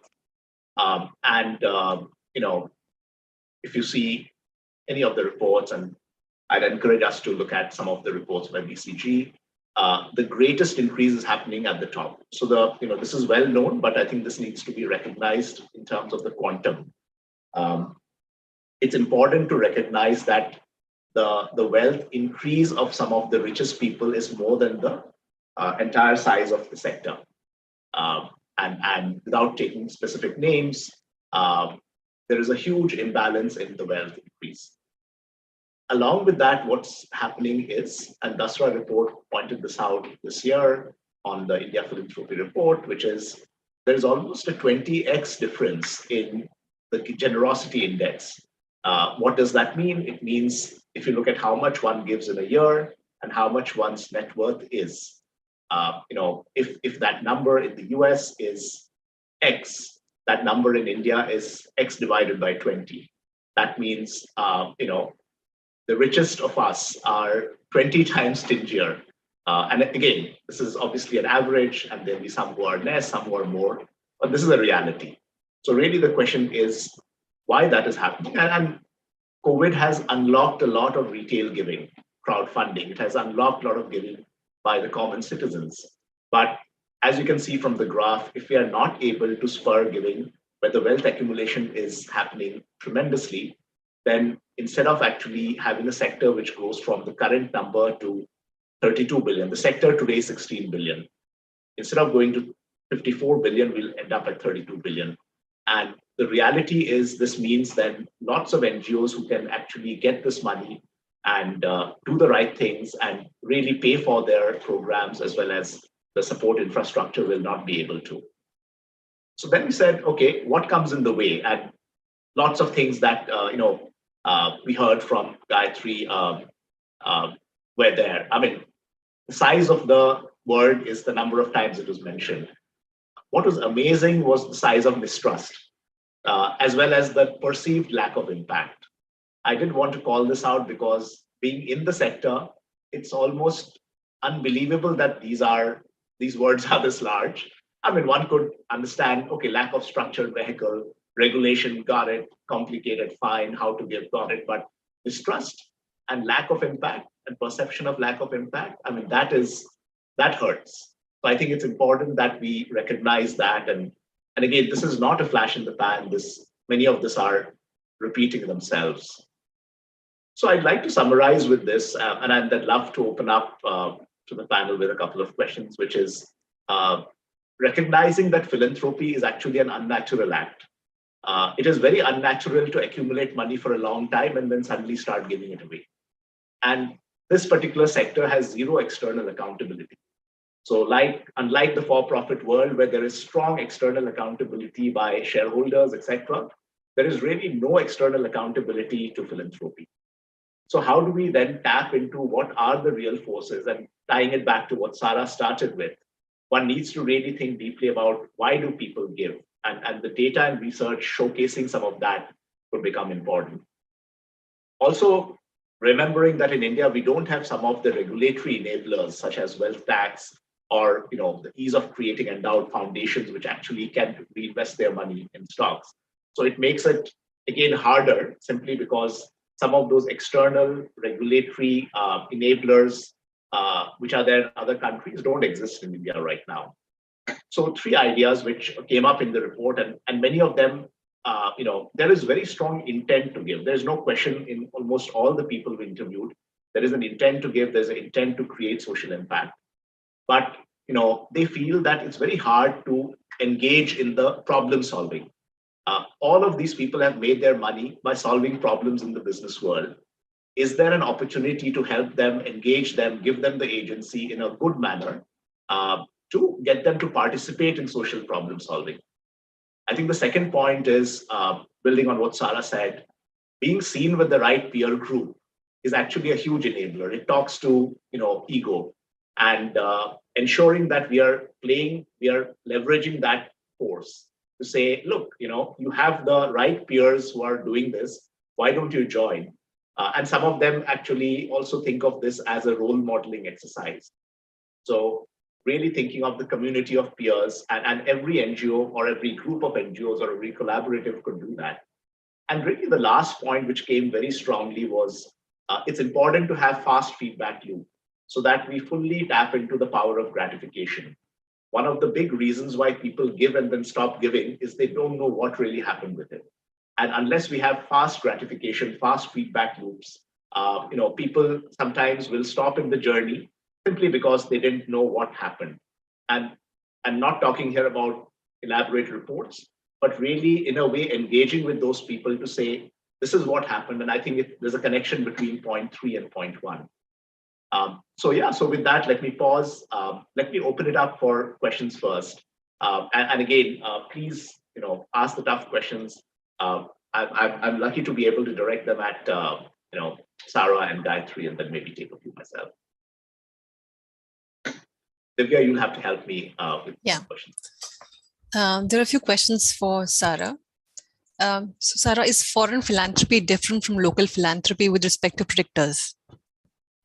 That's a really good question, and we don't have that information yet, but I think it's important. The next steps for us are to look at not just general motivations, which are more like a personality trait of what people tend to do across different organizations, but it would be good for us to look at whether motivations are different for specific types of giving. For example, giving to your local homeless shelter versus giving overseas, for example. So that's a great question, and I can't answer it. So you stumped the professor.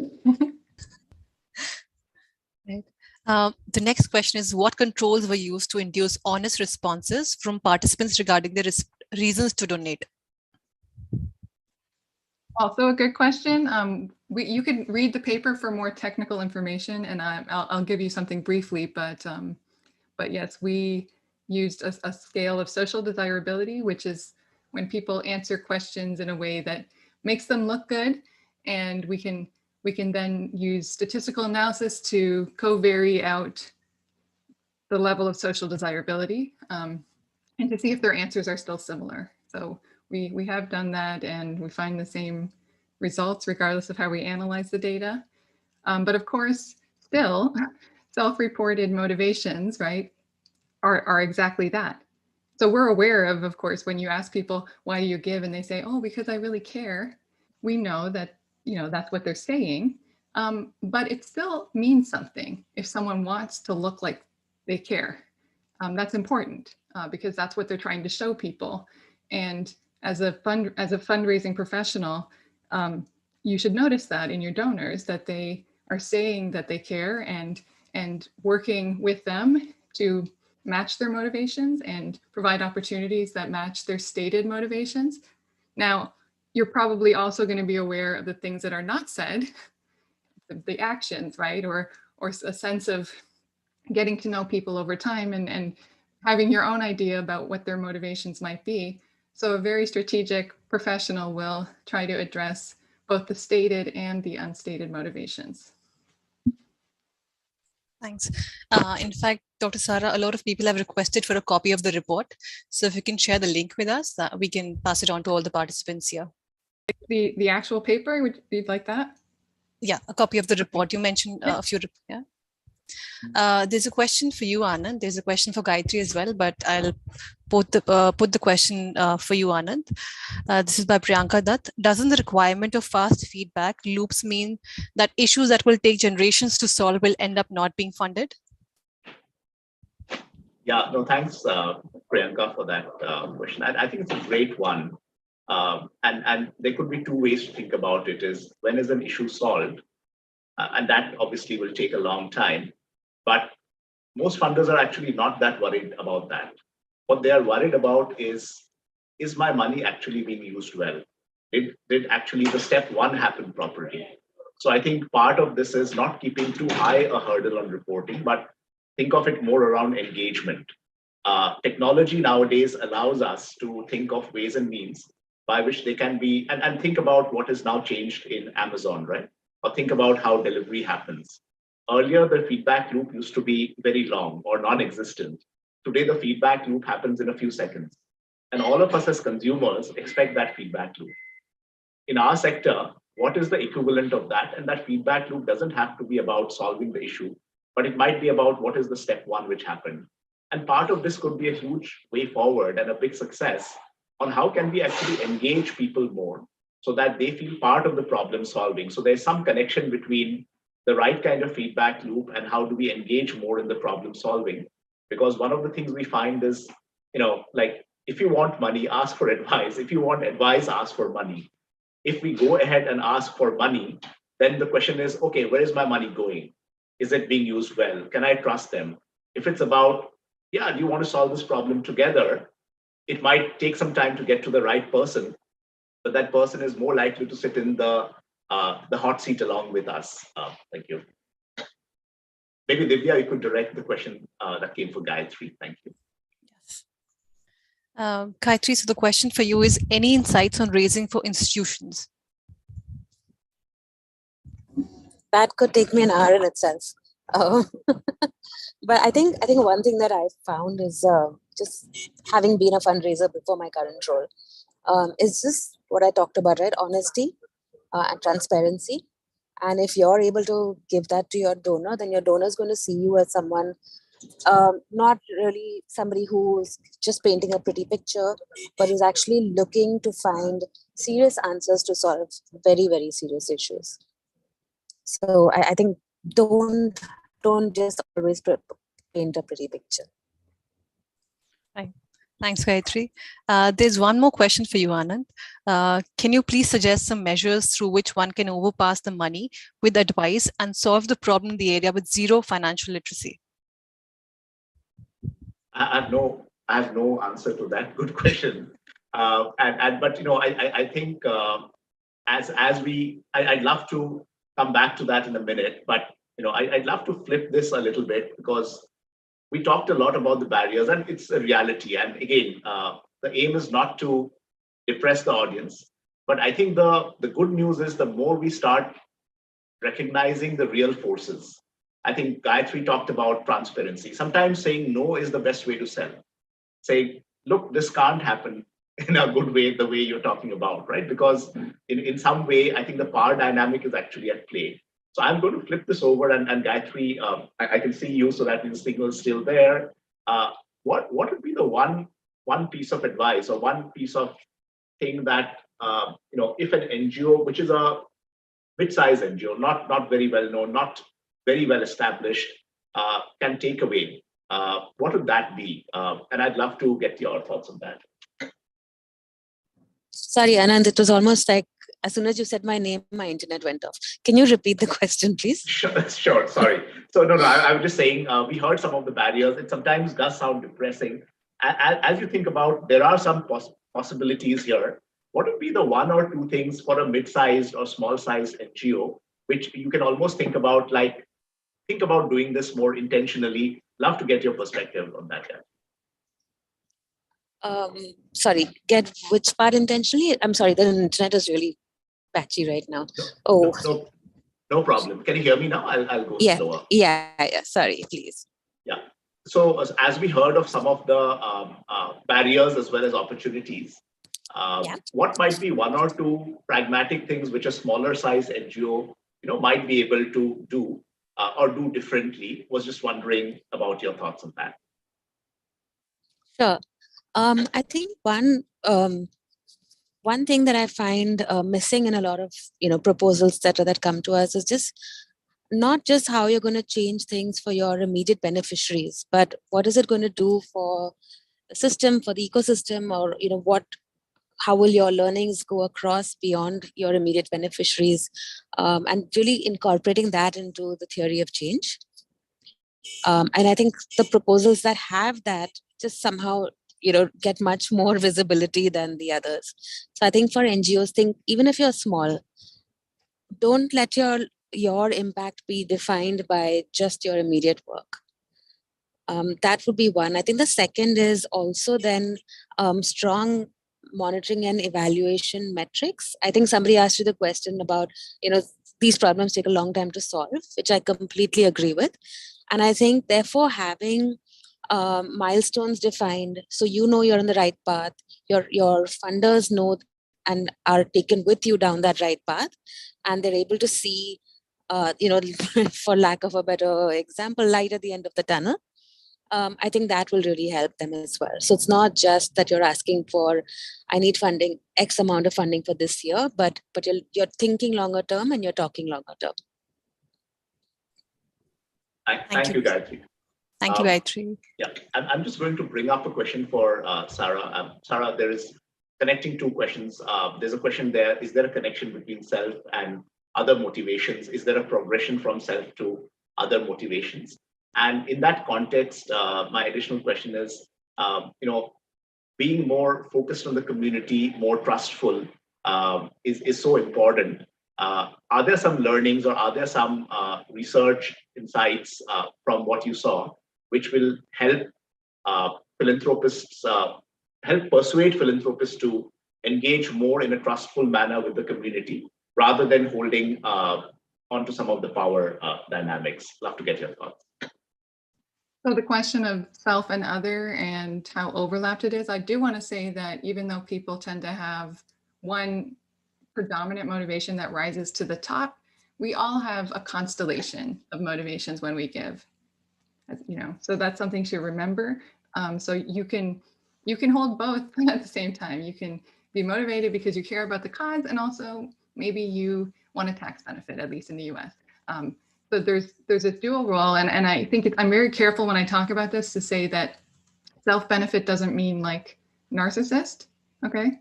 Like you can actually benefit from giving. It's okay. I do study narcissism in giving. I've written some papers on that. Now that's a different story, and I know many of you are working with people who are beyond. They're really focused on the self, and that's their primary interest.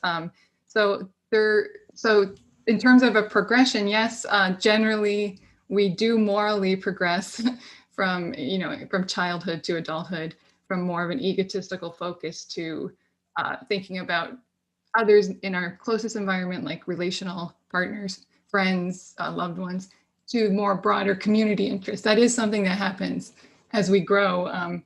And so it is, I think, an ideal at some point. But you're going to see a variety of motivations in donors, and I think the best thing you can do is just meet your donor where they're at without judgment.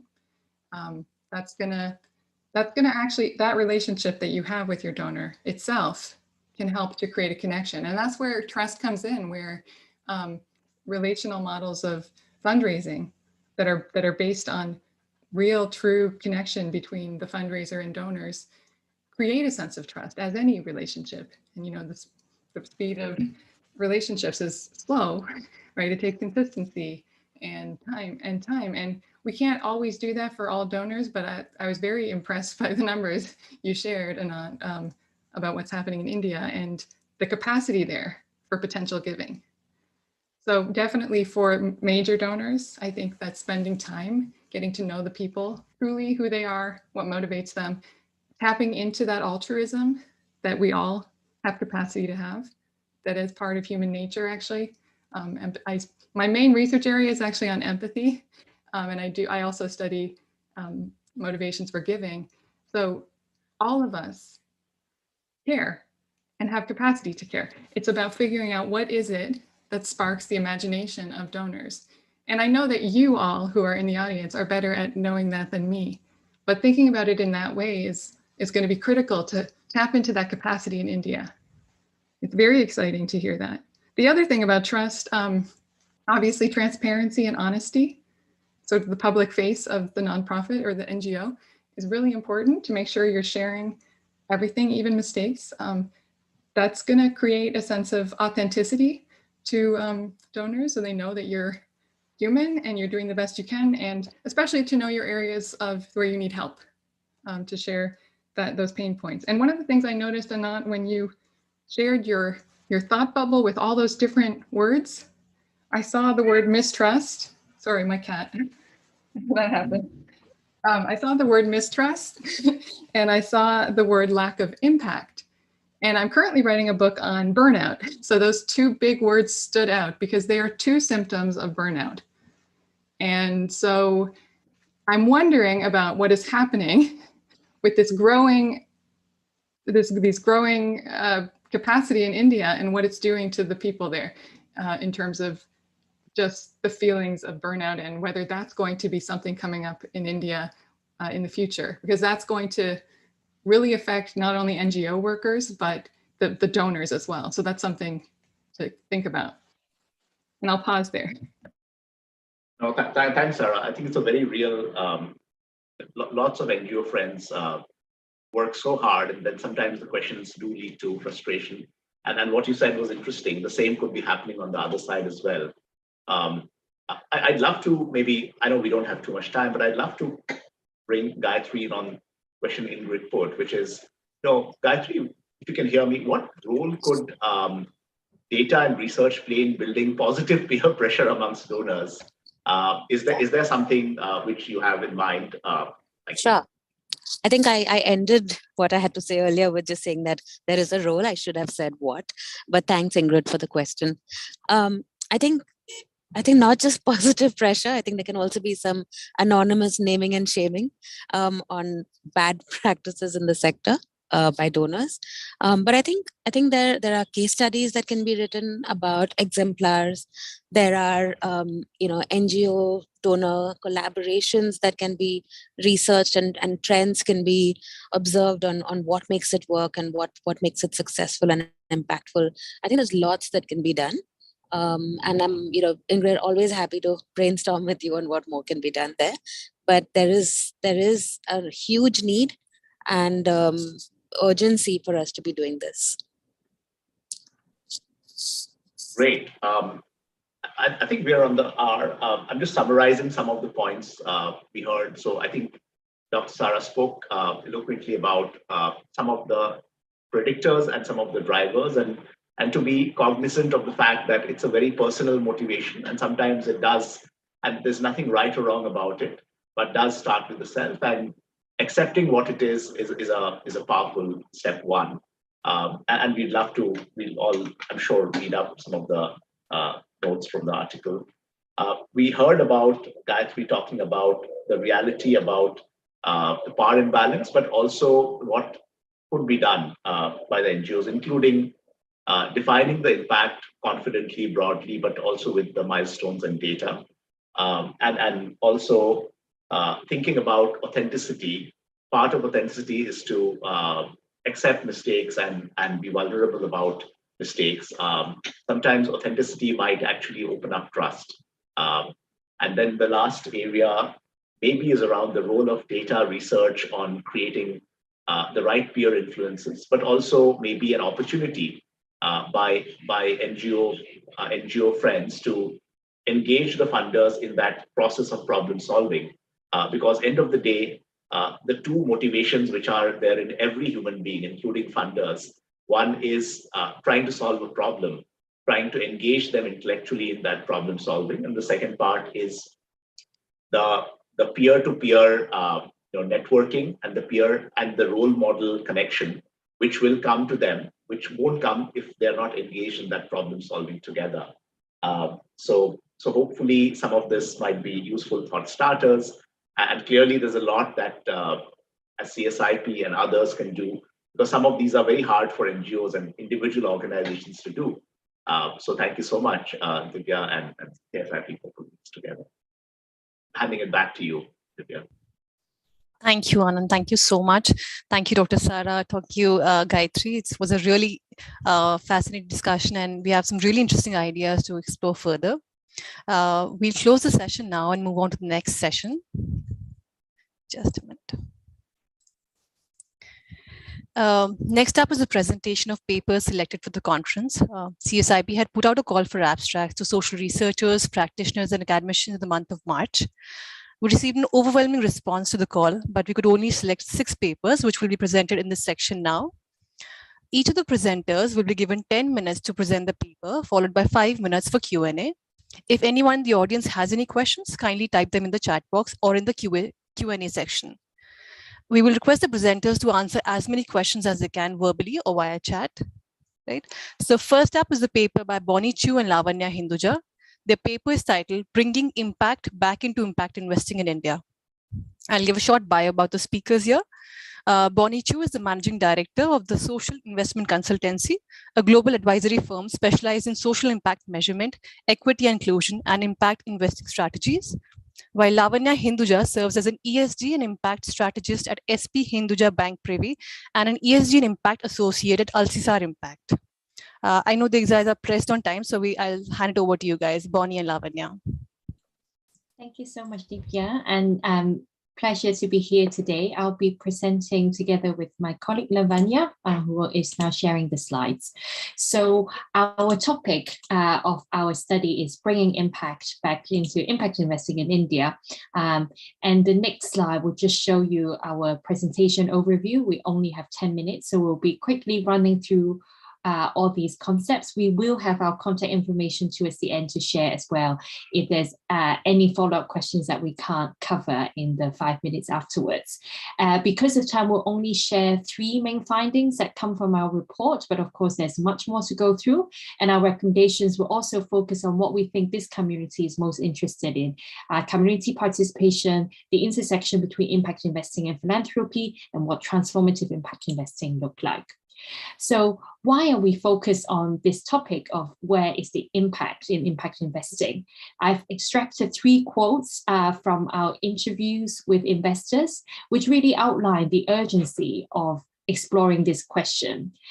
We know that in impact investing in India is actually a great success story across the world. It's one of the markets with the highest number of recorded exits of impact firms and impact investment deals. And the market has been growing exponentially for sure. But the question that we are asking is impact investing in India actually on the trajectory to solve the urgent social and environmental challenges that this country faces today? And from these quotes, it seems that there is the worry around impact washing and that we really need to urgently investigate this topic.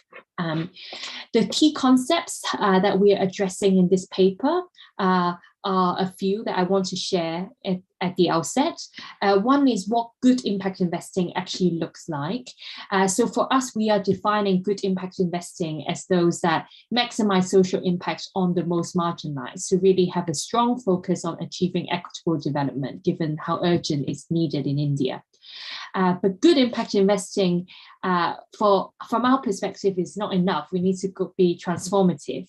So how can we go beyond delivering outputs and outcomes that positively affect communities, but really transforming the processes and practices that empower communities from the get-go? So the recommendations you'll hear from my colleague later really try to address how impact investing can go from good to transformative, and you'll see from the graphic that we've created on the right. Another key concept is equity and participation. So in our paper, we talk a lot about involving end communities, but involvement, participation, these are words that often get used a lot, but people mean different things.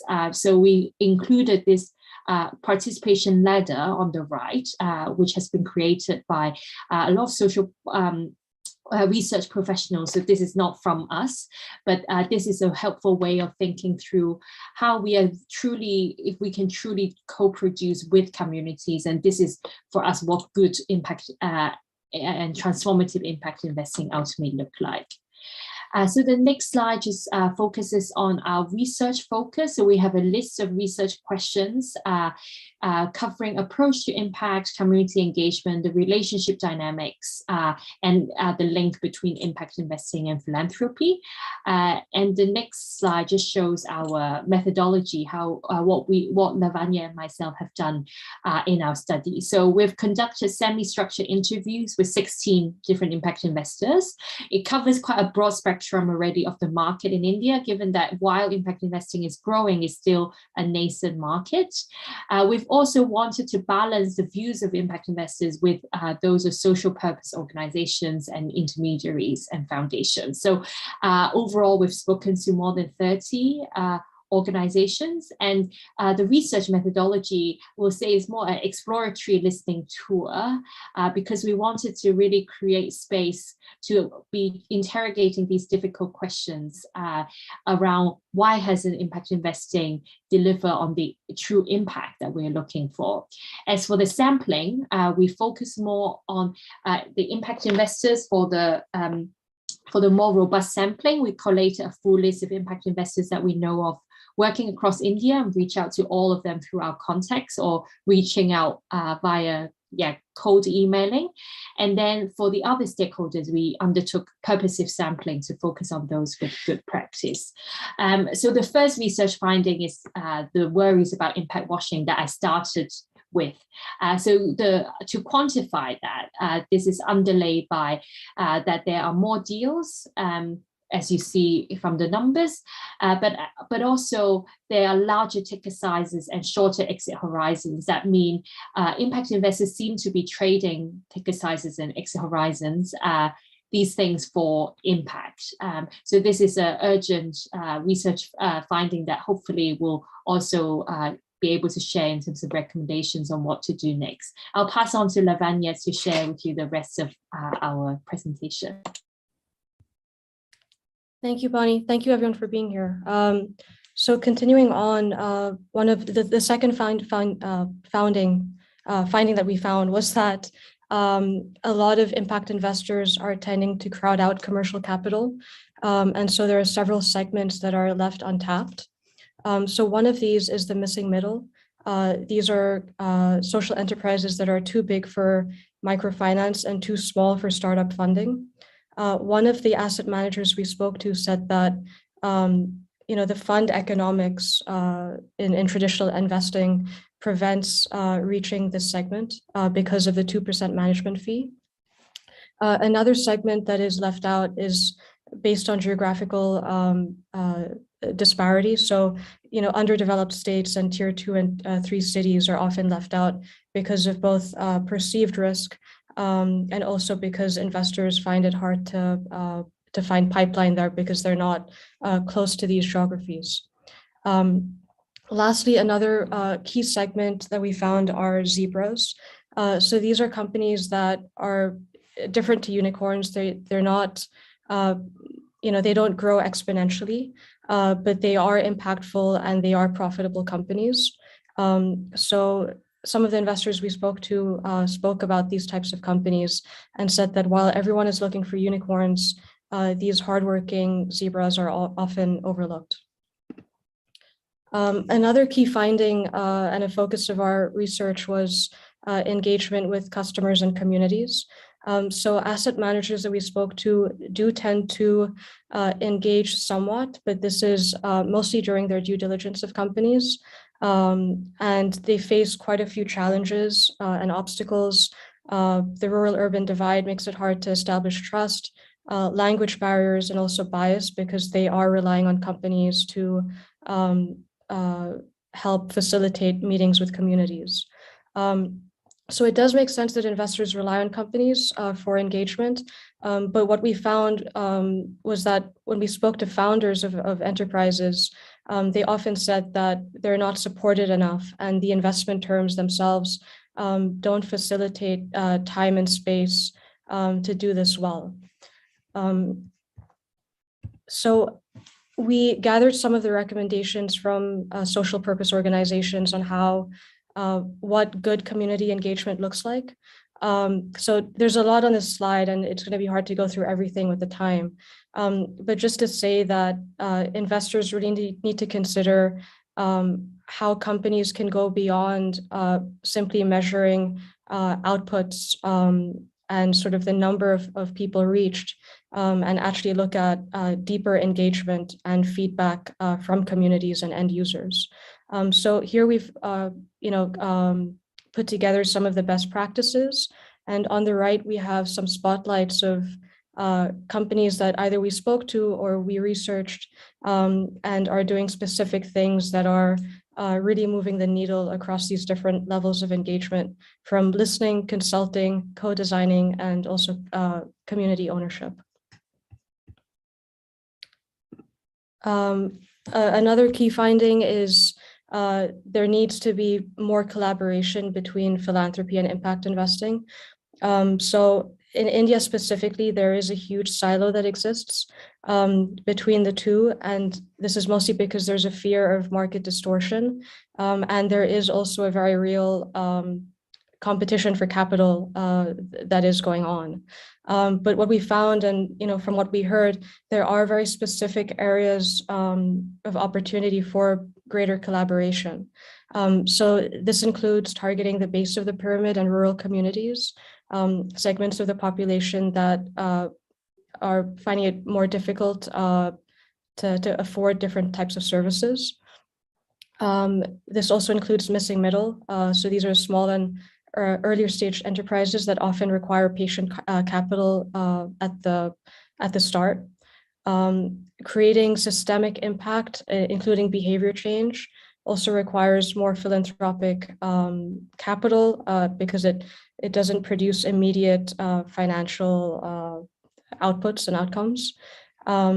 Lastly, the knowledge and the boots on the ground and networks that nonprofits and foundations have is something that I think take a lot of, can really do well by collaborating with them and being able to share that knowledge and that reach that they have.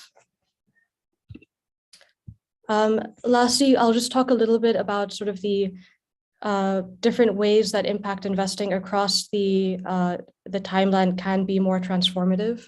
So this touches on several things that we already spoke about, but just quickly to go through, amplifying grassroots voices is essential, and this needs to be done really across the investment process. During sourcing, investors need to look more at crowding in commercial capital, so looking for zebras, looking for the missing middle, and expanding their pipeline beyond tier 1 cities. Due diligence, to reach these untapped segments, investors need to sort of shift their evaluation process and look for things like depth of knowledge and understanding of local markets, as opposed to things that are currently tend to be the focus, which is presentation skills and communication.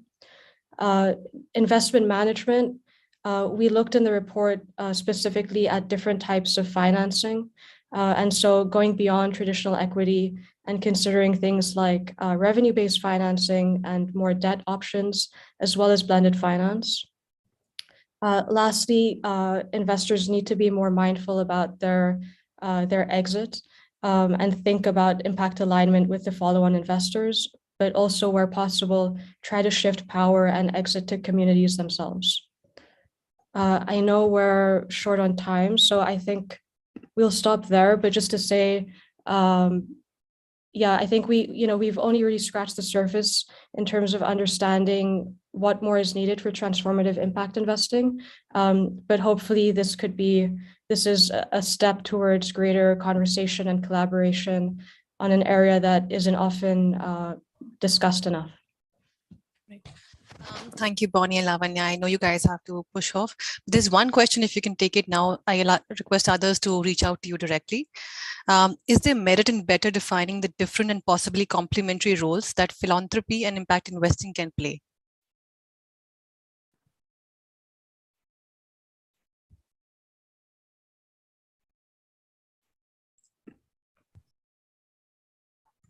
Do you want me to repeat the question? Sorry, yeah, do you mind repeating the question? Sure. Is there merit in better defining the different and possibly complementary roles that philanthropy and impact investing can play? Bonnie, I'll go first, but yes, I think definitely there's a lot of merit, and from our research, it seems that the merit hasn't been explored enough. So one interviewee actually said they would like to see a marriage between philanthropy and impact investing. And so it seems the two spaces have been operating separately without much overlap in fear of, for example, philanthropy, impact investing displacing philanthropy. So we definitely see a lot of merits, and some of the merits are shown on the slide that we're also happy to circulate afterwards as well. Sure. Thank you, Bonnie and Lavanya. We'll move on to the next presentation now. Next up is a paper by Ashok Kar from the Committed Community Development Trust. His paper is titled In-Kind Giving During Challenging Times, Experience Sharing from a Shelter Home for Children During COVID-19 Lockdown. In terms of what Ashok Kumar does, he's the director at CCDT. He has more than 2 decades of experience in the social and development sector in program implementation, monitoring, evaluation, and research. Over to you, Ashok. Hello everyone. Thank you, Dibba, for introducing me. This is my paper is In-Kind Giving During Challenging Times, and this is an experiential narrative that I will share from the shelter homes for children during COVID-19 lockdown. So the flow of the presentation is that I will share the context, the objective and methodology, and then the findings on pro areas and the learnings. So this is a story of 2 shelter homes. This in Mumbai, one is in Mumbai, that's an Ashray, we call it. This is within the city in Bandra, it's located. Ashray is there since 1995. The other one is called Ankur. Ankur is working since 2000, and the difference between these, the difference in terms of length is 65 kilometers apart. So you can understand that there is change in demography, there will be change in the areas of socioeconomic condition. These are the both the shelter homes are managed through residential care program of Committed Community Development Trust. That's CCDT. Now,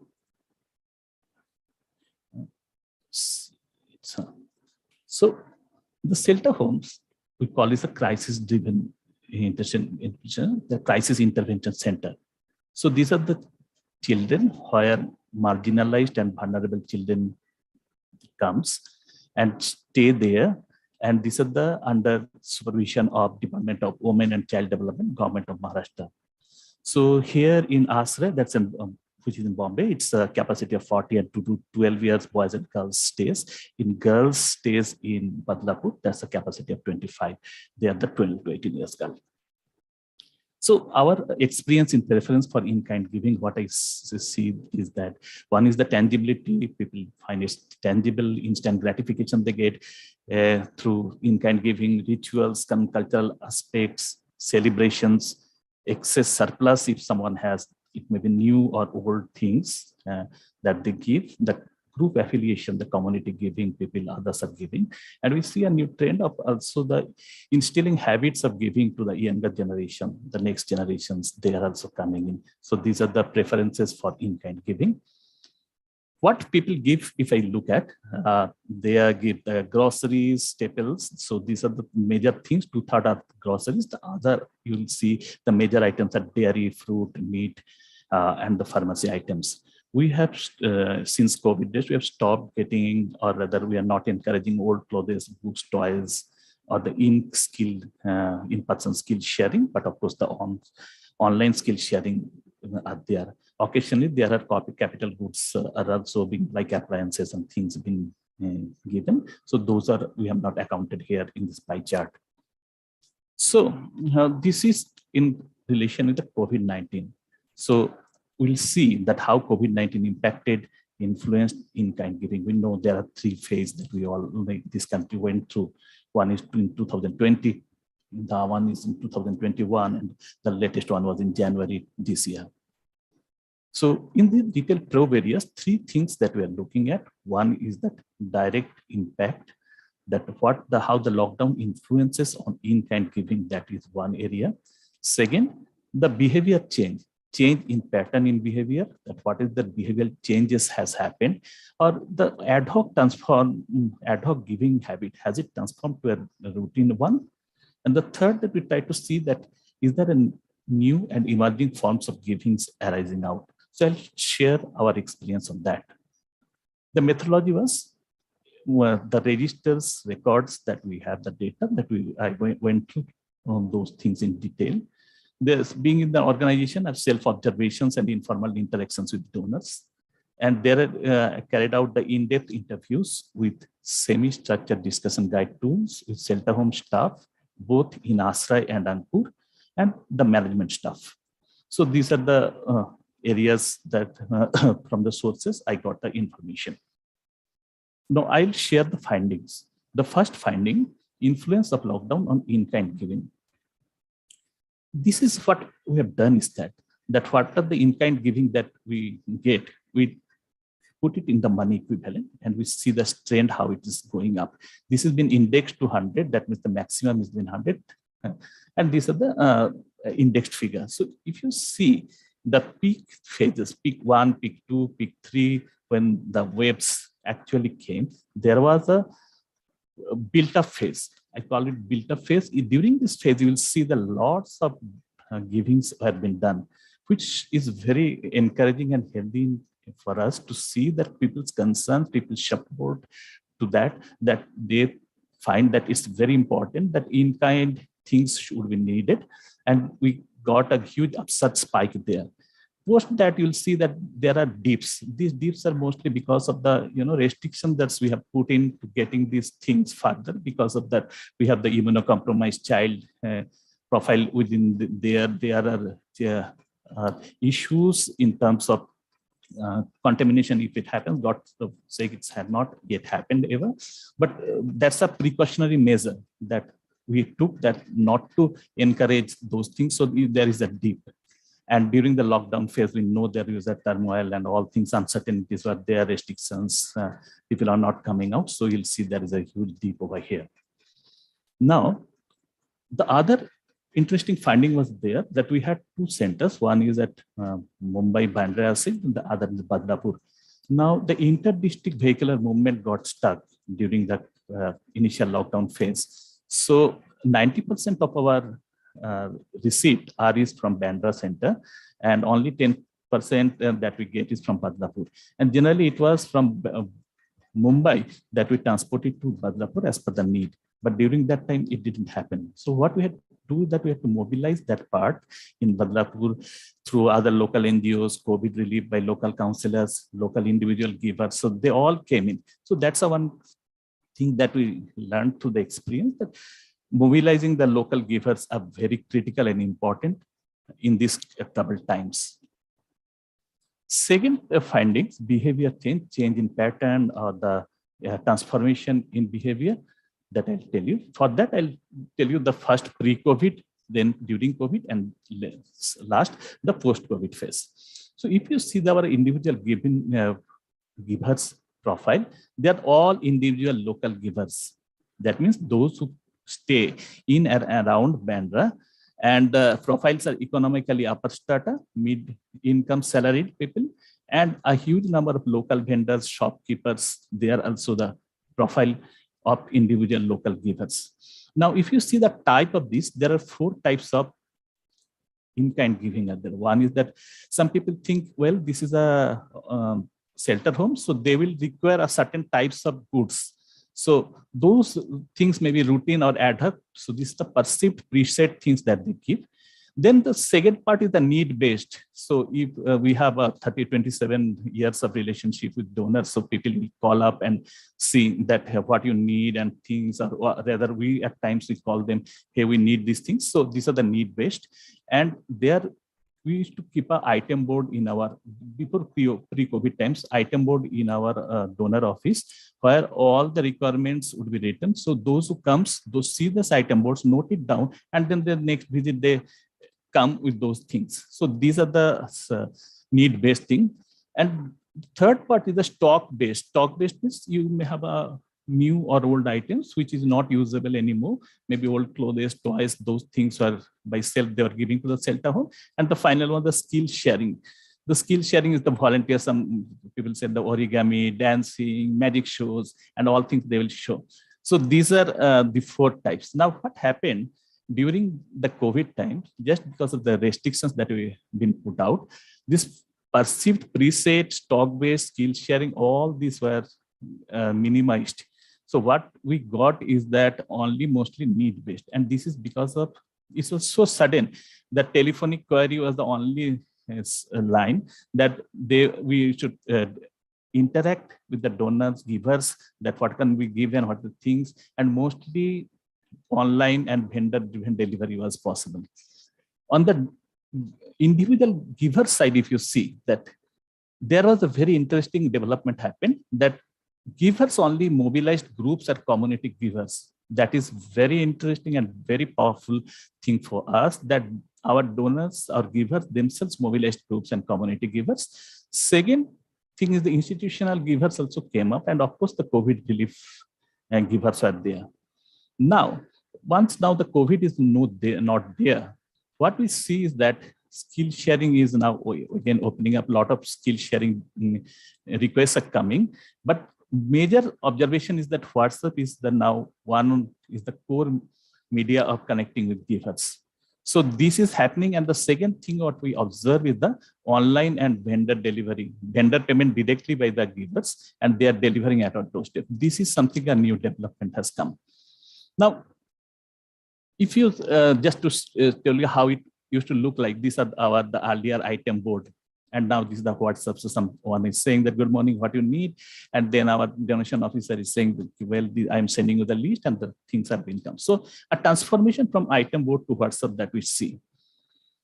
Now, if you see the categorization of in-kind giving and impact of COVID, so I put it like that. In one axis, I put it frequency, the other axis, the ticket size of amount. That's the average amount per in-kind giving. So there are people who are just to maintain a relationship. They will come, very small value item, but they will give regularly. Frequently they will give. These are the people, they're still there. Relationship, we didn't see much of a change during this COVID time. Those core high value, those people who will give a higher ticket size amount, but the frequency will still remain the same. So we didn't see that any change over there. What change is that ad hoc walk-ins, people with ad hoc things, they come, some celebration or something, that we saw that there is a decline on that ad hoc things. But the niche things, niche people that givers, those who give not very regular, but whenever they give on a large quantity, those niche things has gone up. So these are the observations that we have found in 4 quadrants. And if I see at the numbers of giving, these are the numbers of transactions, not the unique givers. That means a person may give 2 times, 3 times, that is possible. So what is the number of times giving has come down? So you can see if I index it to 100 in October, November time, that has come down to somehow at 81 or 65 that I see. So there is a decline in numbers of giving. Finally, what the new and emerging forms of giving are coming? What we see is that shelter homes staff send the requisition, but at the same time, people are coming up and they're saying that we also want to give that some amount in terms of some products or services. So there is these requests are coming to the donation officer, and there is a certain items, a resource pool and queue is being maintained. So we are maintaining a queue, and whenever we approach the selective givers, vendor payment is the thing, and the direct delivery, and as a feedback loop, receipt acknowledged and picture to giver that's been there. But for very all small quantity, whatever they give. The new trends that what we see is that first generations of local givers who've been there with us for a long time. Now next generation is coming out, and the new local givers through word of mouth is also taking place. This is one thing. Second is the community and resource group mobilization by givers are happening that I discussed thing. This one is very unique and interesting, that now we are getting requests by the givers that they want to do the participatory need mapping. So they say, well, what you say is that today's requirement, we'll see your tomorrow's requirement as well. Let's join in and see that what are the things that we can do. So this participatory need mapping is happening. Now corporate foundations who used to give earlier only through money terms, now they're leveraging the modern trade channel things, and in-kind things are coming. When modern trade channels, I mean these, these hypermarkets things that is coming through that, and institutional giver, charitable trust, family collectives, that is also there. So our learning is that mobilizing the local givers for sustainability, that we learned from Badlapur experience, that you have to have mobilization for the local givers at all points. In-kind giving perceived as the immediate need. People have said that this is the time when the peak is coming, your donation and your in-kind giving goes up. So those say important thing. Need-based mobilization is efficient in volatility. Now, since we are getting the only need-based thing mostly now, so chances of wastage is minimum, and we are getting the inventory. We need to keep a huge inventory of stock. Some givers are willing to participate, that I discussed, and one good opportunity for us to strengthen the digital skill sharing in trouble time, because these children are from marginalized and vulnerable communities, and that not always they are capable of matching the offers that been offered through the digital skill sharing. So from both sides, how can it be more democratized for all sectors, all strata of the society? That is very important. So thank you. That was the slides that I would like to share. Thank you. Thank you, sir, for sharing these in-depth insights on in-kind giving. Let's see if we have any questions for Ashok. I don't see any questions so far, but if there are any, please post them on the Q&A section because we are running on time, so we're on the clock. Let's move to the next presentation. The third paper is by South Asia Women Foundation and will be presented by Devdatta Purkhaistya. The title of the paper is Staking Our Claim, Resourcing for a Feminist Agenda. Devdatta is currently the Program Officer, Monitoring Evaluation, Learning and Development at SAWF. She has been a development sector professional for over 10 years with experience in communications, monitoring, evaluation, and documentation. The paper has been co-authored by Anuradha Ranjan, who's currently the Executive Director of South Asia Women Foundation India. Over to you, Devdatta.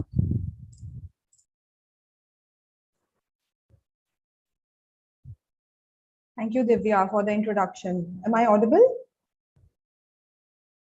Good evening, everyone. South Asia Women Foundation India is a national women's fund, and we are mandated to influence philanthropy to flow towards grassroots women and trans persons-led initiatives and organizations. So that is the core mandate we work with. And today I'm presenting a study, Staking Our Claim, that was conducted last year amidst the second wave of the pandemic. The global pandemic, as we know, left the world reeling as it wreaked havoc and took millions of lives. Besides the visible effects like mass reverse migration, loss of jobs and livelihoods, and food shortage, the pandemic exposed underlying socioeconomic and resource inequalities within the global north as well as the north and south. It held a mirror to us as communities of our strengths, of our failures, of our humanity, and of our compassion, reflected in the relentless work of health professionals, social workers, feminist collectives, and organizations. So SOFIN study, Staking Our Claim, Resourcing for a Feminist Agenda, is based on the voices of the organizations and collectives working on the ground and aims to evolve a feminist funding agenda in the post-pandemic scenario.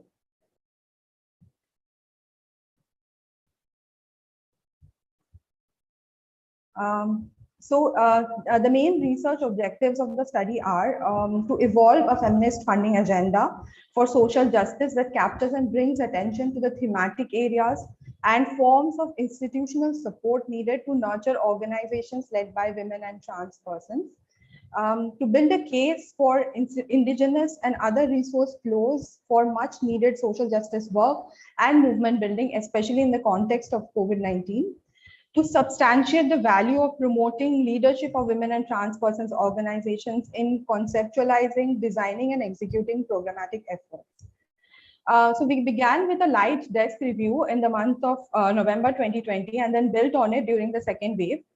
The desk review included studies conducted by feminist organizations and CSOs. Out of a larger pool of over 100 documents, we assessed 39 research studies, policy briefs, and academic papers covering a large range of intersectional themes. A field study was conducted to understand direct experiences, challenges, and needs of organizations in the context of COVID-19 and the lockdown. It employed a feminist and intersectional approach to ensure respect and sensitivity towards the organizations interviewed during this difficult time. The 47 organizations interviewed work on women and trans persons' rights to livelihood generation, land ownership, education, healthcare, reproductive and sexual health, leadership and role in governance, and against discrimination and inequality. The participants were chief functionaries and senior staff members of organizations and senior activists and leaders. The research findings in the study are organized along two frames: effects, both immediate and long-term, and needs that emerged among vulnerable communities soon after the lockdown.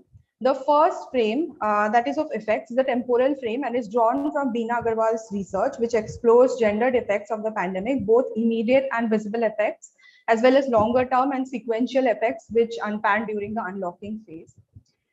Immediate and visible effects include deteriorating food insecurity, financial insecurity, loss of jobs and livelihoods, distress migration, domestic violence, and police violence. Longer term sequential effects include the increasing burden of women's care work within the home, inability of women to return to paid work, loss of access to education for young girls, etc. The second frame is that of needs that examines the varying qualitative dimensions of gendered needs and interests emerging during the pandemic. This frame is drawn from Maxine Molyneux and Caroline Moser's still relevant work on practical and strategic gender needs. Practical gender needs include access to food provisions, relief measures, health services, and protection from gender-based violence. Strategic needs include the need to collectivize, participate in political life, and gain control over land and economic resources. In the field research, organizations recommended clear and well-defined strategies to address the gendered effects of the pandemic. All the groups that we interviewed working in the rural areas recommended creating sustainable livelihood opportunities for women in villages, and which could lead to prevention of unsafe migration. In the code box below, Uttarakhand-based women's rights organizations share the need for sustainable agricultural practices in rural areas to enhance food security. The earnings of many trans persons dried up during the lockdown, and they had no access to PM-JDY schemes, as these were extended only to cisgender women. Thus, the formation of SAGs and providing skill training among trans persons in setting up small-scale enterprises was recommended as a sustainable revenue-generating option. The national relief package announced by the government helped tackle the immediate food insecurity, but not the underlying systemic undernutrition and malnutrition due to the lack of diet diversity. According to the desk review, relief packages should include diet diversity. The hampered access to reproductive and sexual health services due to COVID-19 makes it essential to address these needs on an urgent footing. Several of the organizations that we spoke to felt that there is a need to strategically build digital literacy skills and reimagine innovative multimodal formats for movement building work. While these recommendations were in the realm of the practical, the actions to address these long-term gendered effects need to have a strategic focus. This slide discusses some of these actions. But now more than ever, all the groups, the organizations that we spoke to, they felt the urgent need to intensify women's mobilization, consciousness raising work, and solidarity building. They felt this need as they saw years of movement building work and awareness generation work around girls and women's rights, such as education and right to delay marriage, being affected. Many of the groups, the organizations that we spoke to, they felt the need to connect physical movement building work with digital efforts, given that more waves and lockdowns can constitute our reality. Our desk research also shows the lack of sufficient documentation of the work done by smaller groups on the ground. The research we do see is largely around government and non-government SAGs. Hence, more resources and capacity building in this area is important so as to generate collective feminist knowledge and the work of organizations across the country. The critical work done by these women's and trans persons' rights organizations whom we interviewed during the various lockdowns, it cannot be overstated.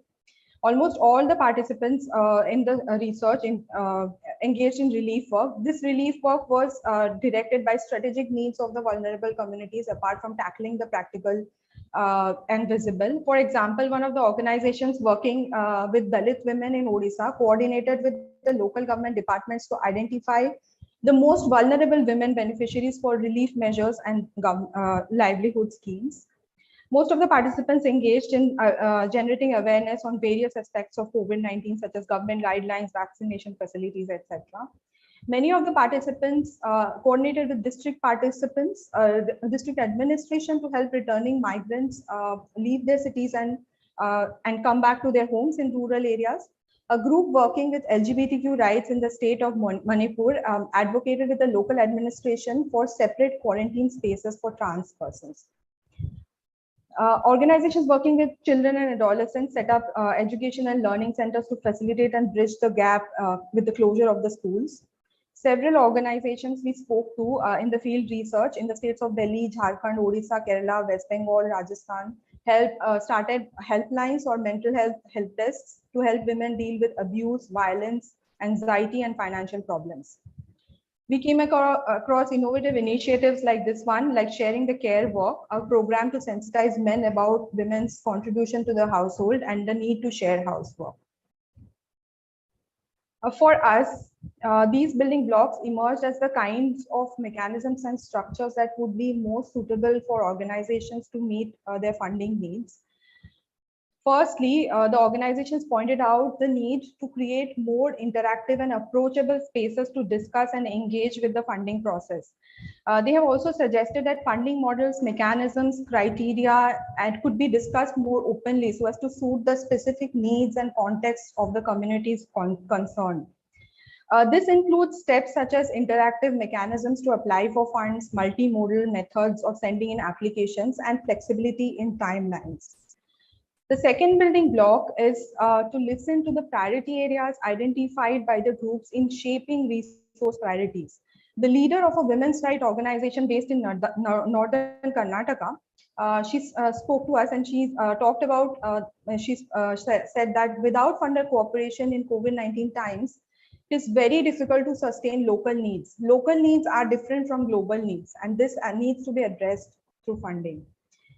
Many of the groups we spoke to expressed the need for organizations to take lead in agenda setting. According to an LGBTQ rights organization based in Manipur, grassroots organizations, which are usually at the margins, have been left out over the years and viewed only as beneficiaries.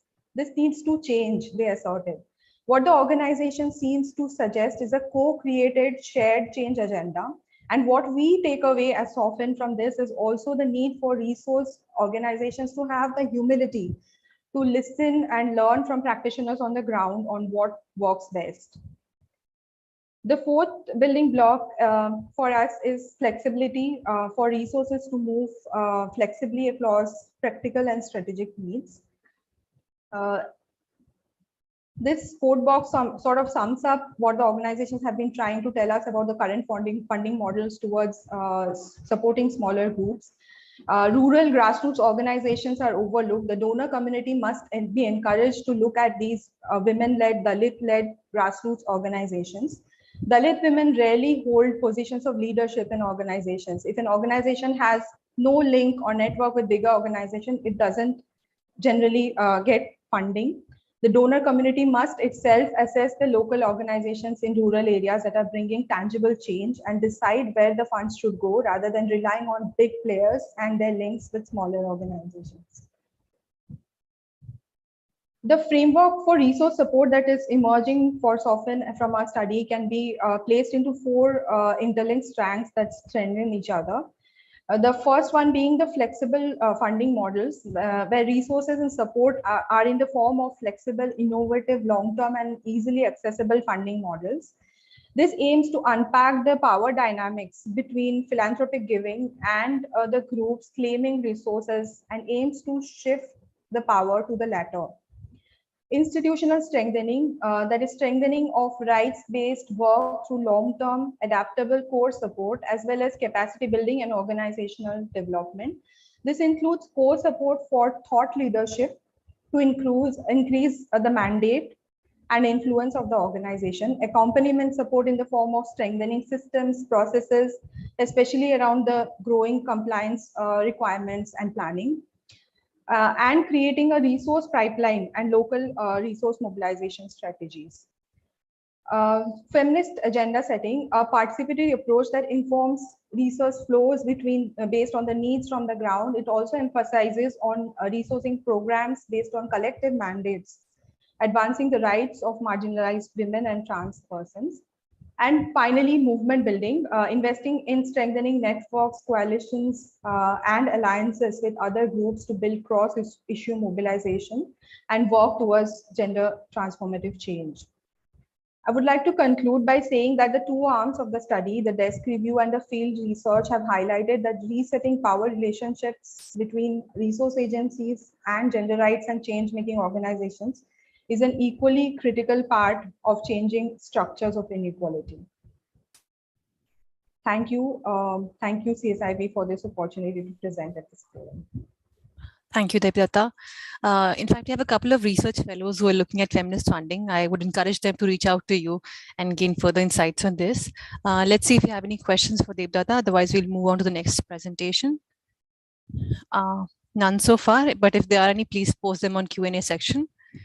The next paper, the next in line is a paper by Plus Trust Bangalore and Center for Development Policy and Practice, Hyderabad. Plus Trust provides micro-incubation support for change makers from resource-poor communities, particularly from rural areas, through fellowship programs and handholding. Center for Development Policy and Practice is a research group that focuses on development concerns and public policy challenges in the world today. Their paper is titled Microfunding, the Potential of Individual Philanthropy for Last-Mile Change Makers. We have 4 presenters for this paper: Dr. Amir Ullah Khan, who is an honorary research director at CDPP, Dr. Lalita Iyer, who is the managing trustee of Plus Trust, Madhur Murthy, she works as a freelance content creator with Plus Trust, and Rukmini Datta, who works as an independent consultant with nonprofit organizations and funders. Over to you guys. Thank you. I hope I'm audible. Yes. Yeah. Is my screen showing? Your screen plus something more. I can see some C post and all that. So maybe, yeah. So we're going to talk about the study or the project that we took up jointly with CDPP, and it explored microfunding and discovered its potential for last mile change makers. So I represent the team, and I'm Lalita Iyer, founder trustee of Plus Trust. Can we move to the next slide?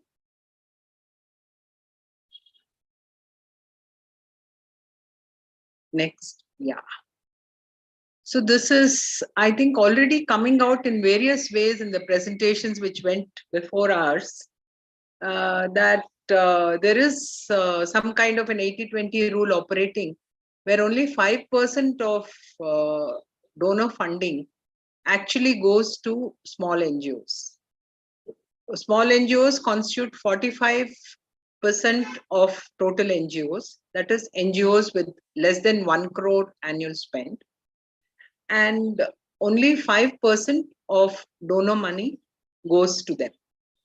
So this you can see very clearly in this graph also. And this is a situation that has been bothering us in Plus Trust. Let me just introduce Plus Trust to you. Next slide, please, Madhu. Yeah. Both Plus Trust and CDPP, we share an interest in nurturing grassroots change making. And that is how we have worked together on the study. Plus Trust works to nurture an ecosystem that supports individuals, especially women, to take their first steps towards change making. We offer micro incubation support fellowships, and we've done this for about 161 rural change makers, at least 130 of them women. And then we have sustained peer-led support through a network of 11 anchors. So the anchors become our hands and feet on the ground to spread our work. And we work also on developing the ecosystem for micro incubation. We have what we call addas. We run 2 of them now, and we hope to do 2 more before September. And when we look at how this has worked over the last 10 years, the first 100 fellowships we've given up to March 2021, we have 55 stable ventures emerging out of that. And this is our term, our definition of the term microfunding. We see it as a significant source of support from individual donors to last mile change makers, with the potential for sustained relationship building and engagement. So this is not a one-off giving. This is not a crowdfunding one-time support.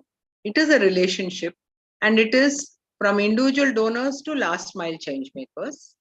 The term includes salaried individuals, pensioners, high net worth and ultra high net worth individuals, family offices, foundations, etc. And it excludes those who give in the same style as donor institutions. For instance, some family foundations have all the procedures and processes that go with donor organizations. And it excludes crowdfunding and contributions in kind and relief materials in times of crisis. Contributions like mentoring, guidance, they are included in microfunding, but not actual supply of relief materials and things like that.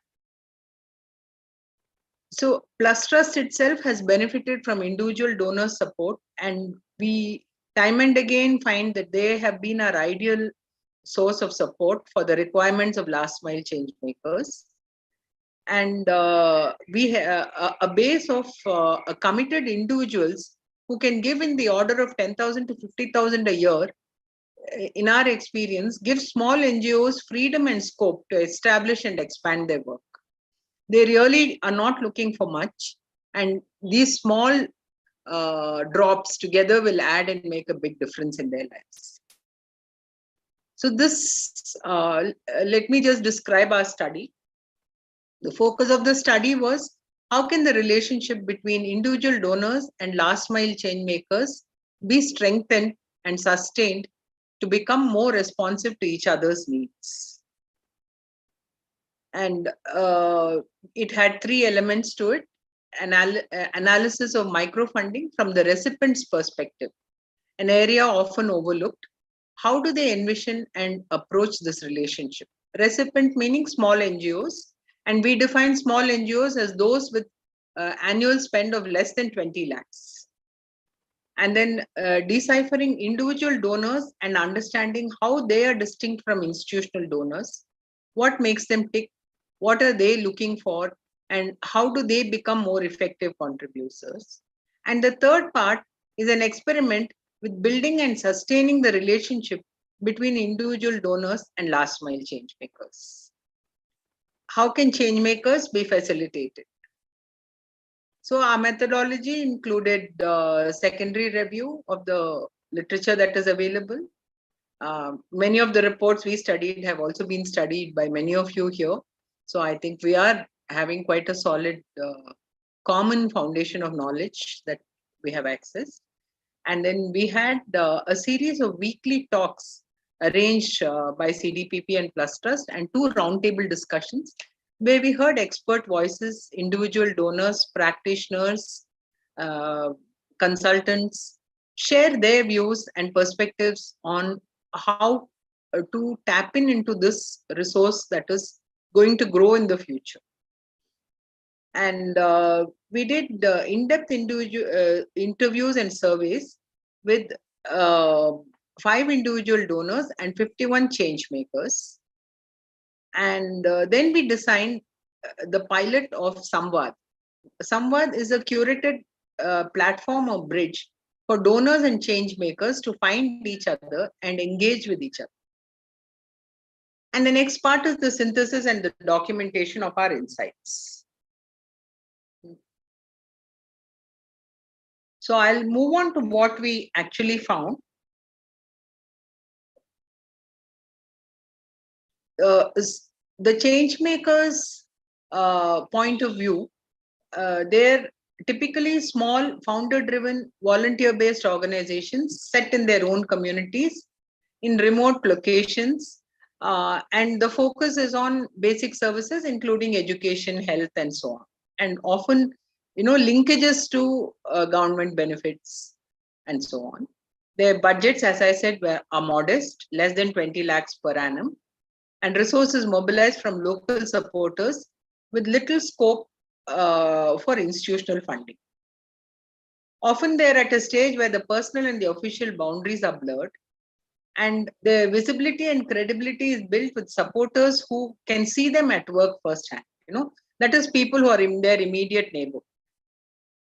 And they're constrained in finding new donor leads, getting in touch with them, and articulating their ask effectively.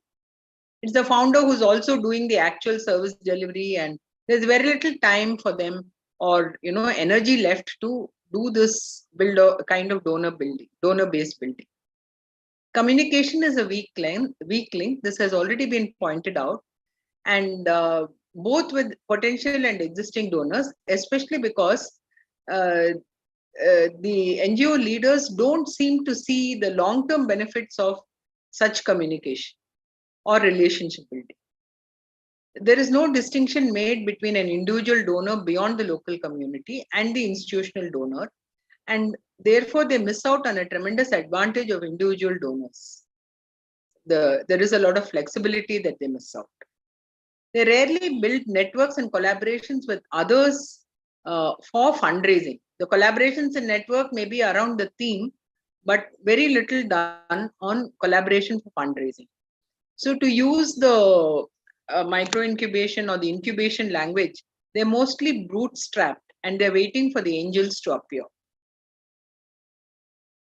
As for the donors, they are driven by an almost spiritual need to give back and connect. It is not just charity, and it is not just donation for tax saving. They want to relate, they want to mentor, and they want to go beyond, the well-known NGOs and the bigger ones. They want to reach where their money makes the maximum difference. They seek direct engagement and they connect with grassroots level work and actively look for trustworthy pathways. They seek a stronger line of communication from NGOs, and they want to back the right person. What they put off by is, lack of transparency and poor commitment to compliance, and where they feel that they're being led and not being treated honestly. So the deciding factors here is a trustworthy introduction and clarity of idea or theme, and an alignment to their personal preference or passion. Next slide, please. So clearly there is a need for a bridge which links the two sides. So our experimentation was with building this bridge, which we call Samvad. The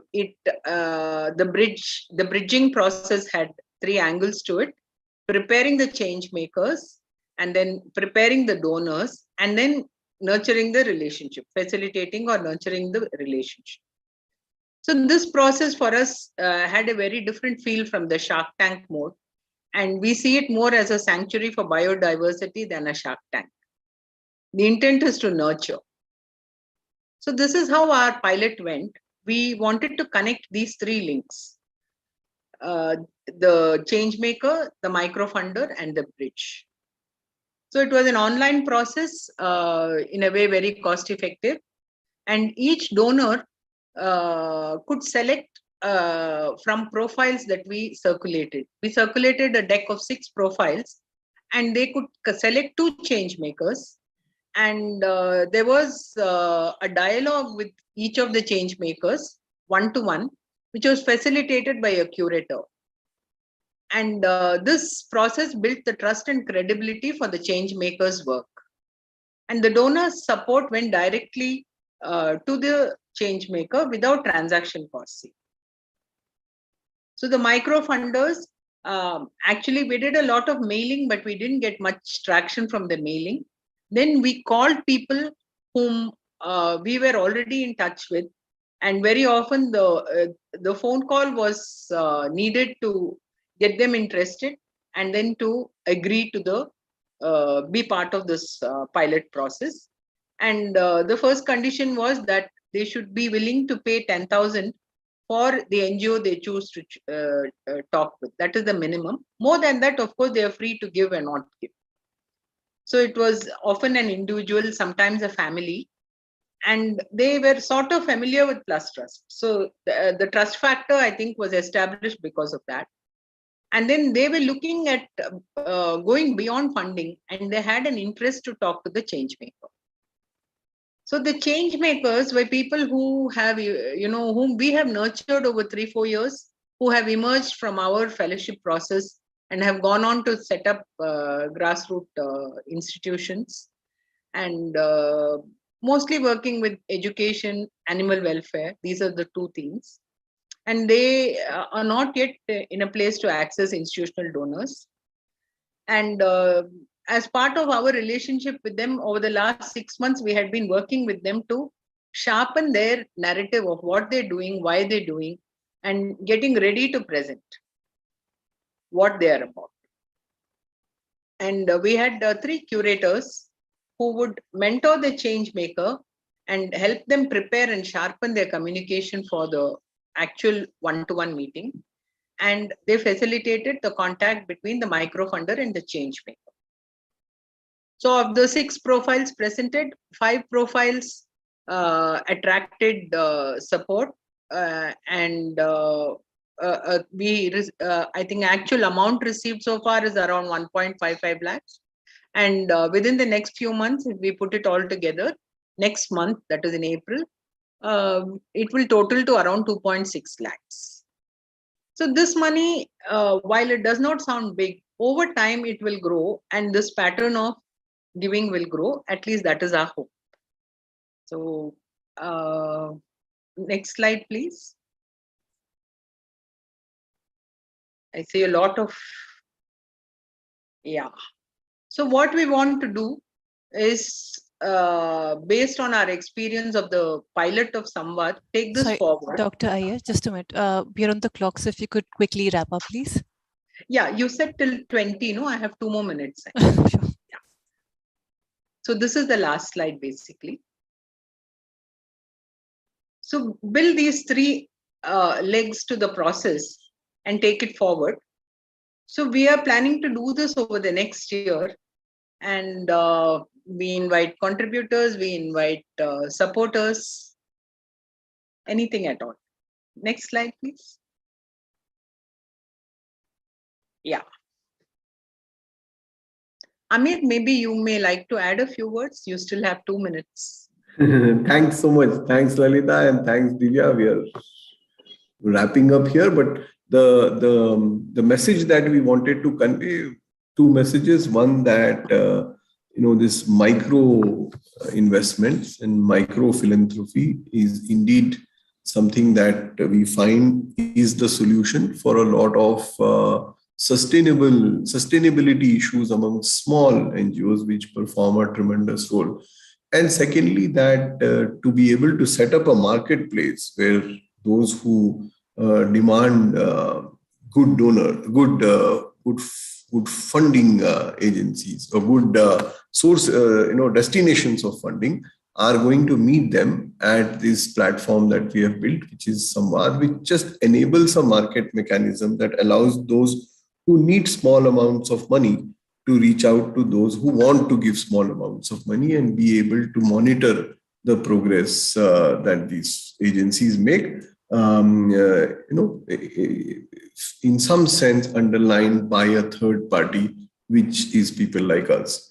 So that's the message that we wanted to convey through this conference. And thanks so much for allowing us to do this and for the fabulous presentations that preceded us. We are looking at about 20 lakh rupees a year and in setting to set up a professional team that will run this Samvad platform. Thanks so much, Rukmini and Madhur, for putting this together. Over to you, Divya. Thank you so much. Because we're on the clock, I will move on to the next presentation. If there are any questions, again, I request you all to put it in the Q&A section. We were supposed to take a break, but I don't think we can afford it now. So we'll move to the next presentation by the BridgeSpan Group. The BridgeSpan Group is a global advisory firm that collaborates with nonprofits, philanthropists, impact investors, and corporations to make the world more equitable and just. The paper is titled New Pathways to Scale, Community-Led Models in the Global South. We have Pritha Venkatachalam and Keshav Kanoria presenting this paper.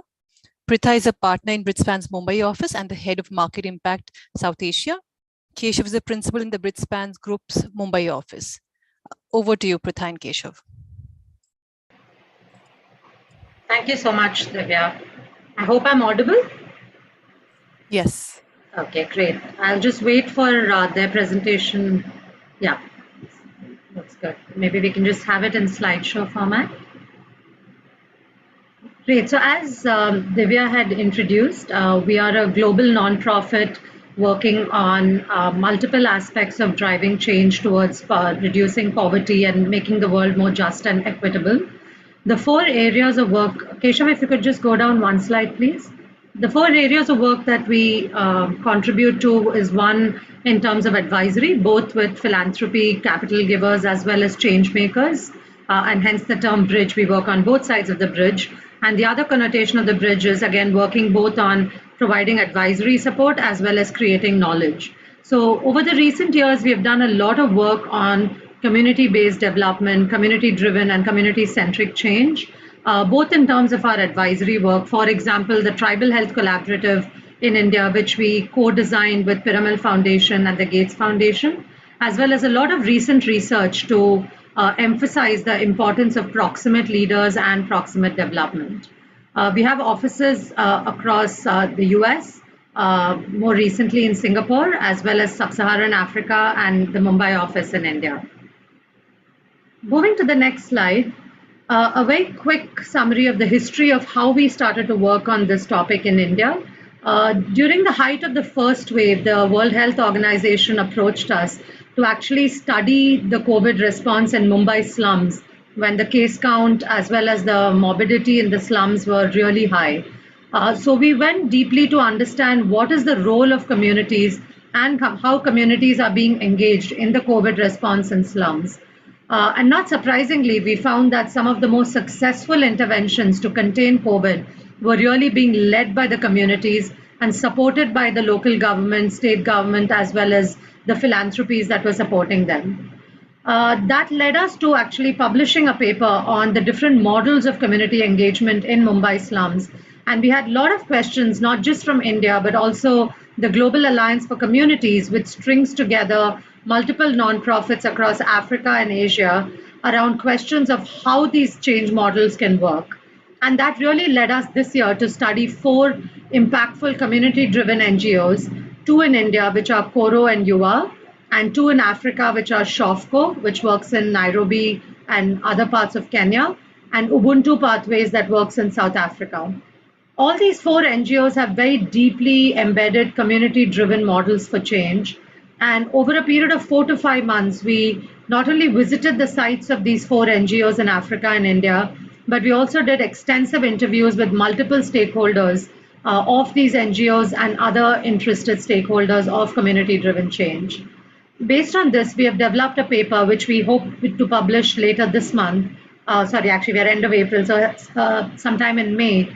And what we are sharing today are early findings of that study. And once the paper is published, we'll be sure to share the link to that through CSIP with all of you. Moving to the next slide, our real objective of the study this year was to come up with, as I mentioned, how these community-driven models work. And our insights were on 2 main areas. Firstly, the mindsets that are employed by all of these nonprofits that work deeply with, for, and in communities. And we call that how they think. And there's really a common thread of a very different kind of mindset that these NGOs bring to the table compared to the more program-driven, or if I might call it top-down philanthropy or top-down change models. The other insight that my colleague Keshav, who's the co-author of this study, will talk about are the pathways or the real models or theories of change that these nonprofits have deployed to bring about community-driven change. So very briefly talking about the 5 mindsets that are pretty pervasive in the nonprofits that work closely with communities. The first one relates to what we call the local assets mindset. And that's really about framing that these communities have a wealth of assets, whether that's their skills, experience, knowledge, or indeed their social networks and capital. We don't have time to go into a very detailed example, but in a nutshell, Koro, this NGO we studied in India, has a grassroots program for leadership development of fellows who lead and are part of grassroots initiatives. And through training, both soft skills and technical skills, the grassroots leaders are really mobilized around a shared goal. And the whole premise here is that there are leaders in the communities that have a lot of local assets that can be leveraged for change rather than being talked to. The second mindset was around dignity, where it's not just about community members being valued, but actually enabling them to have voice and contribute to change. And there we found the SHOFCO model in Kenya to be very telling. It really embedded an inclusivity mindset where it had set up a SHOFCO urban network, which consists of almost 1.2 members that form social groups. And what the SUN, the social, SHOFCO urban network did was to actually have people with disabilities as well as women representatives. The majority of them were women leaders as well as women team members on its executive committee, thereby having a clear say in decision making. The third mindset was that of long term. And of course, all of us know that any change takes time, it's not overnight. But the community driven change model is in many ways several steps forward, but at times also steps back. For example, given the migrant situation in India, you might work with a set of community groups or leaders, but if they migrate out of that slum settlement, then clearly you need a lot of patience and persistence to confront those complex challenges.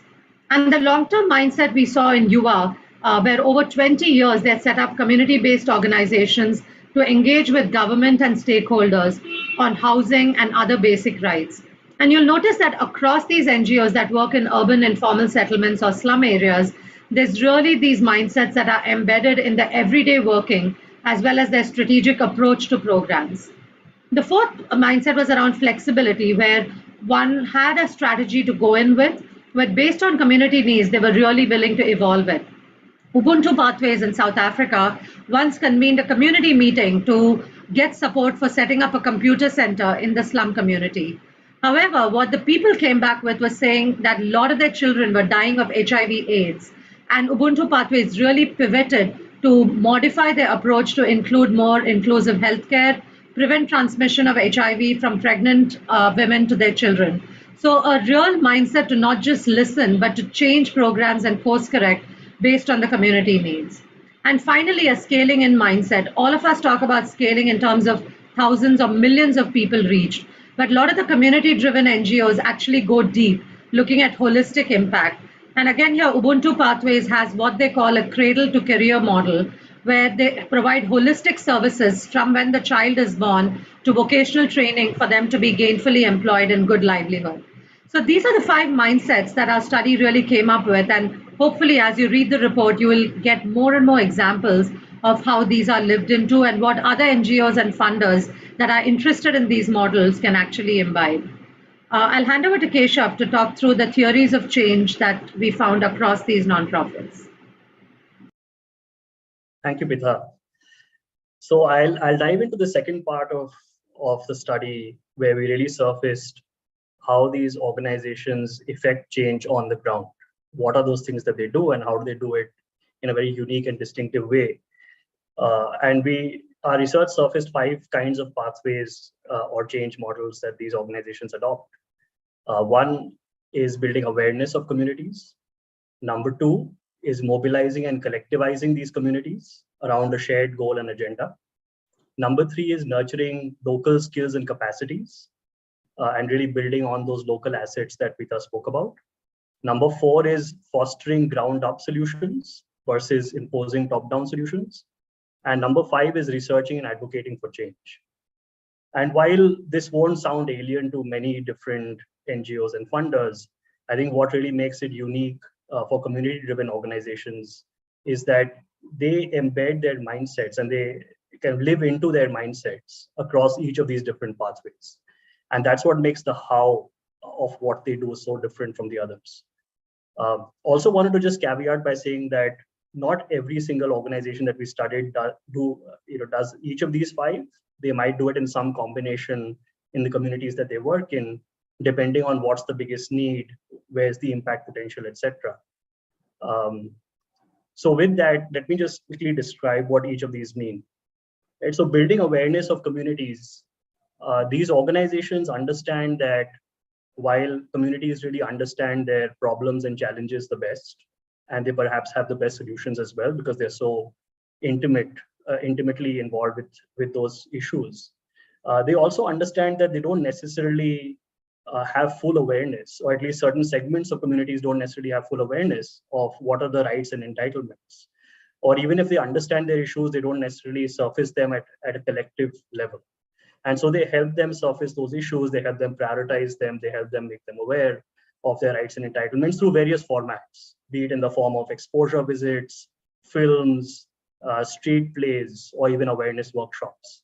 And sometimes they engage communities to actually create and disseminate this content. So it's not done in a very top-down way, where it's kind of built with the community, the content that they disseminate. The second, around mobilizing and collectivizing communities, is based on the underlying logic that there is a power of many that should be leveraged, and that the whole can be greater than the sum of the parts if people come together. Right? So they help people in the community coalesce around a common goal, a common agenda, and sometimes they even leverage existing community structures, whether it's formal or informal. For example, women's groups or youth groups or credit societies. And they build those collectives at multiple levels. It could be at sub-urban informal settlement level, it could be at the urban informal settlement level, it could be higher than that, and so on, with local representation. Number 3 is nurturing local skills and capacities.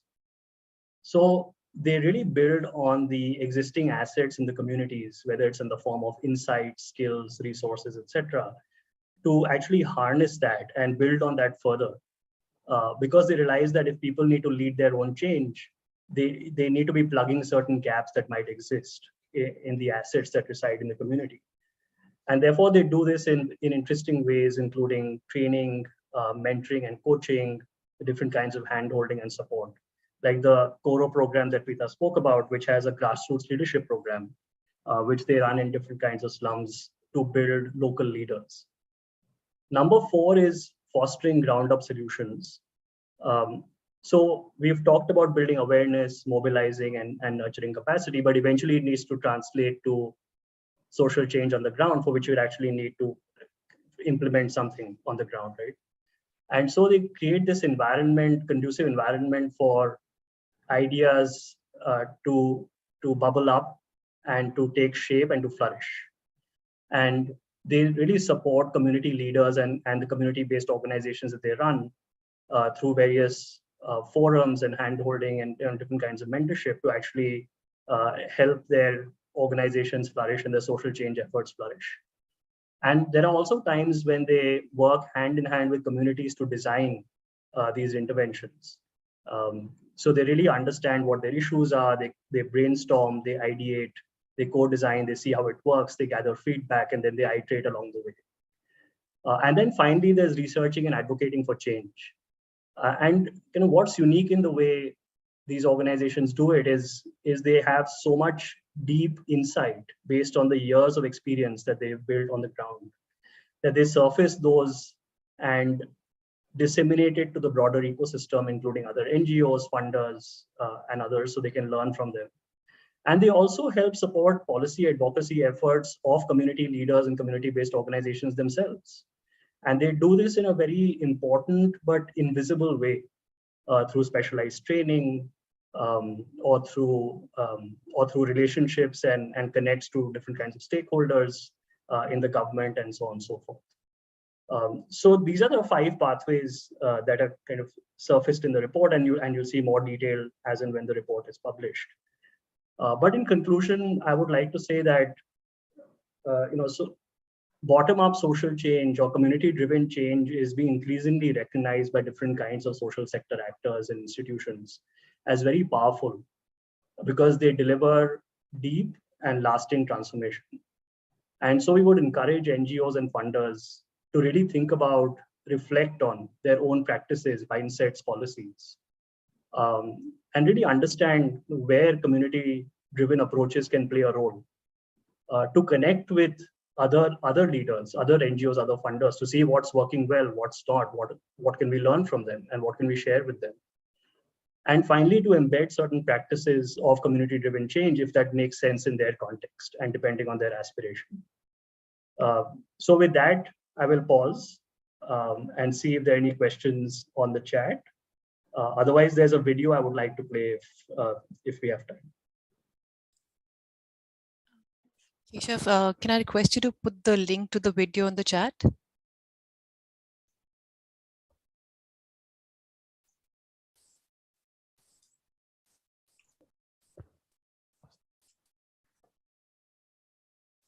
Thank you. Thank you so much. We'll ask the audience to actually put the question in the Q&A section again.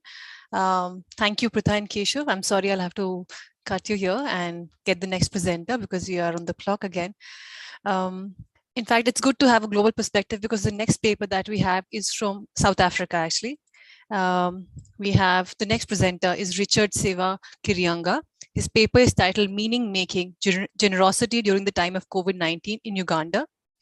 Richard is a senior research fellow and advisor for policy research and strategic partnership at the Center for Basic Research, a leading academic basic and policy research center in Kampala, Uganda, East Africa. Over to you, Richard. Thank you very much, and thank you for having me. I've tremendously enjoyed myself listening to the different papers that were presented today. I'll quickly go through what my paper covers. This paper is really coming from work that was done by one of the philanthropy support organizations here in Uganda called CIPSOS Africa. That put together about 5 reports called Generosity During the Time of COVID-19. And what these reports were doing was really to document how people were giving, what they were giving, what was motivating them, and putting together all those stories. So what we did is we spent some time developing what we call the meaning-making paper that basically took those papers and did an analysis of those papers. They were all the research for the 5 volumes was done during the pandemic between March 2020 to 2020 July of 2021. Now, in terms of methodology, really just to say that when we say meaning making, we really take it from the tradition that this is really an epistemology of ways of knowing that people sort of put to what they are trying to get to. So what we did in terms of pulling this paper together is to do a textual analysis and a context analysis and looked at the different ways in which people were using different symbols to sort of, and language and all kinds of ways in which they were coming together and making sense and communicating their life experiences during this generosity in crisis. And we did a mind map of the papers. Now, the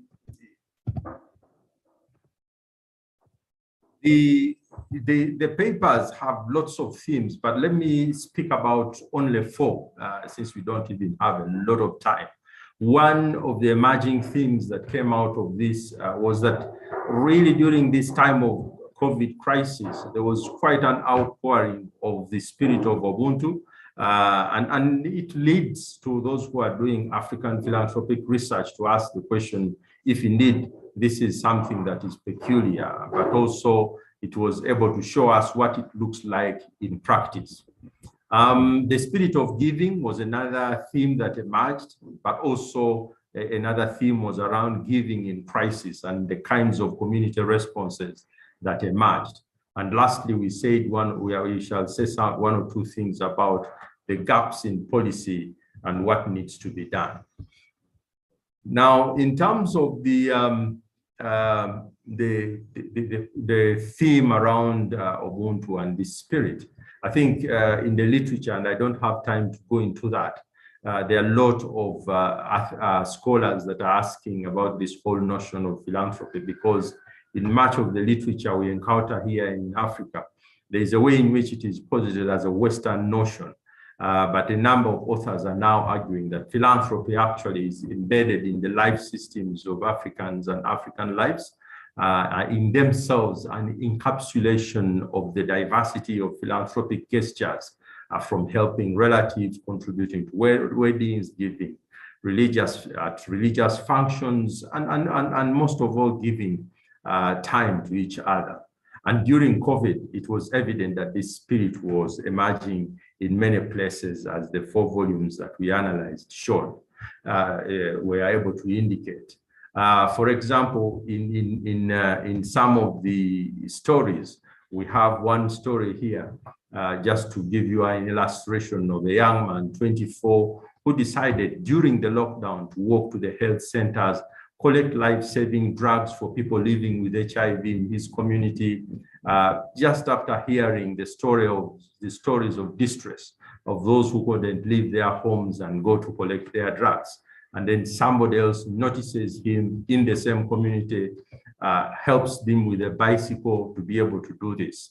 And this was showing really a community coming together in a crisis and, sort of helping each other and finding ways around. Or another story that is interesting was of a husband who the lockdown found him in the capital city, and then his wife was, in an upcountry town, very few days to the birth of their son.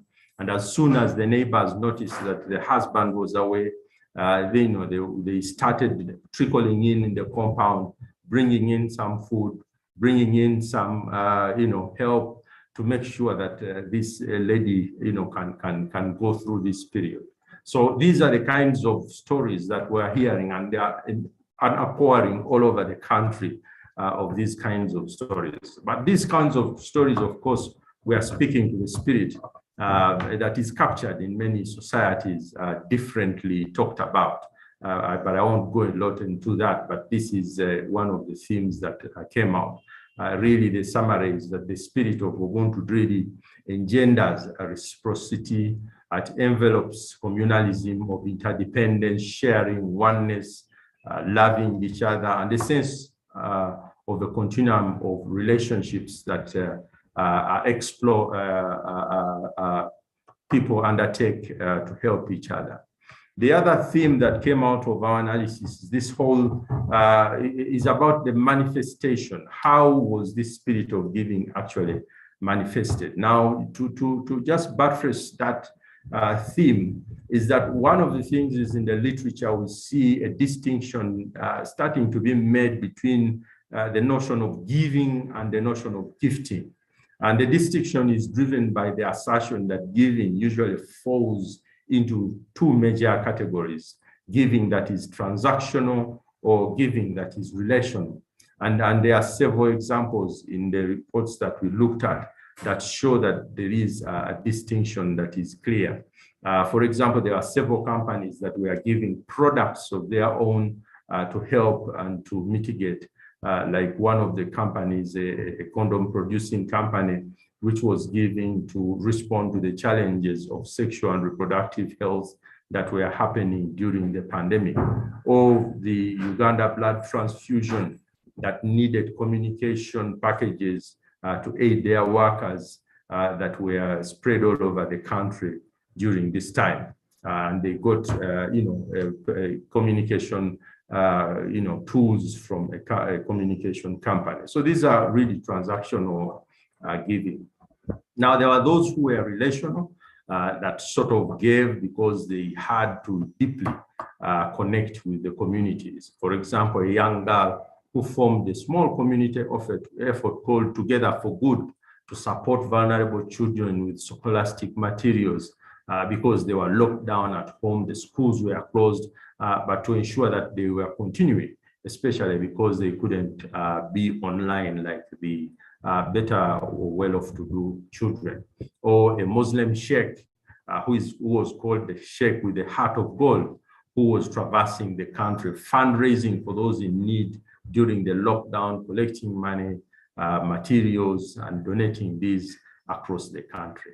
And the key message of these examples, and many was that what constitutes philanthropy is diverse, and the motives of any act of philanthropy help us to understand how to categorize an act of philanthropy.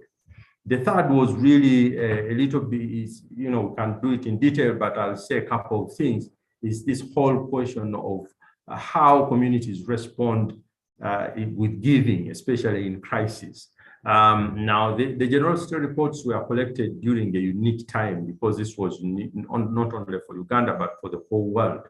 But it is interesting that one of the really community responses that was happening amidst the crisis was an outpouring of generosity, which was really an outpouring that was represented by an outpouring of solidarity because of the unprecedented uncertainty that people were faced with.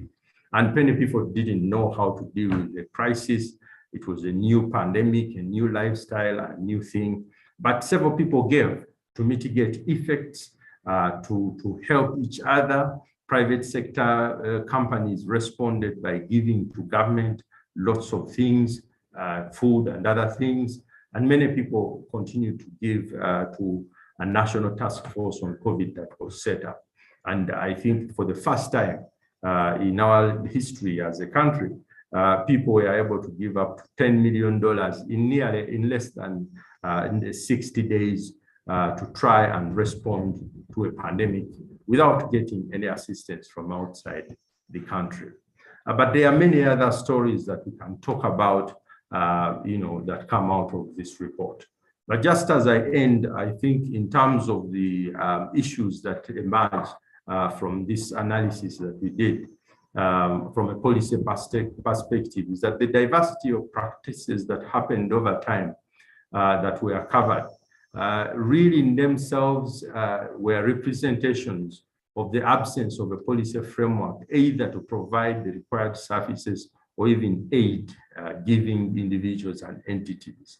When you think about it, because we don't have a law or a legislation that supports or entices, I think some of those who gave, you know, sort of started questioning what else can we do? And if we are to do it, how can it be helpful, especially for companies, but also for the communities themselves. I think you could say that the policy environment was also challenged because of the ways in which there were a shortage of services in many areas. But also for the lot of giving that happened, it was clear that there were no policy incentives that could be enjoyed by those who contributed to the funds. And, you know, that in itself is an issue. And yet people of all walks of life were giving things like just a database to keep the information of how the giving was happening were not there. And these are things that can be sorted out, I think, as we think about strengthening the understanding of generosity and philanthropy across the country. And there is a lot that can be said about policy and philanthropy, but there is a need to explore the contours of what is progressive policy relating to philanthropy. And in a country where giving is partially a cultural phenomenon, as well as a public good experience, to find the right policy mix that will meet the aspirations of culture and corporate outlook would clearly be a challenge, but something that needs to be done. However, a systematic look at the practices of giving, the motivations, the effects, and the impacts will be a good starting point in building a robust policy environment of philanthropy. I would like to stop by saying that a few emerging issues came out. One was the need for us to really research philanthropy and pro-social behaviors. I've been honored by the number of papers that have been shared, and the website I'll be downloading and reading some of those to inform our own theorization as well as research, to engage in policy conversations on the scope and nature of philanthropy and these diverse legal and policy dimensions is another key issue. The need to promote giving and giving practices at all levels of society, because giving is certainly prevalent. However, it would be important to encourage giving to other causes through intentional promotional activities but also the need to conduct capacity development initiatives, especially for our non-government sector in building the sector of philanthropy, because it will be important to do research in giving to, build capacity for monitoring and tracking, building capacity for sustainable giving initiatives, accounting for giving, and many of these other dimensions that have emerged and which became much more starkly clear during this pandemic time. Thank you very much for listening to me. I think I'll stop here for now. Thank you. Thank you, Richard. Thank you for bringing in the perspective of South Africa. Please reach out to Richard directly if you have any questions. With this, we come to the end of this session. We would like to thank all those who had sent in the abstracts of their papers, and a special thanks to all those who presented their papers today.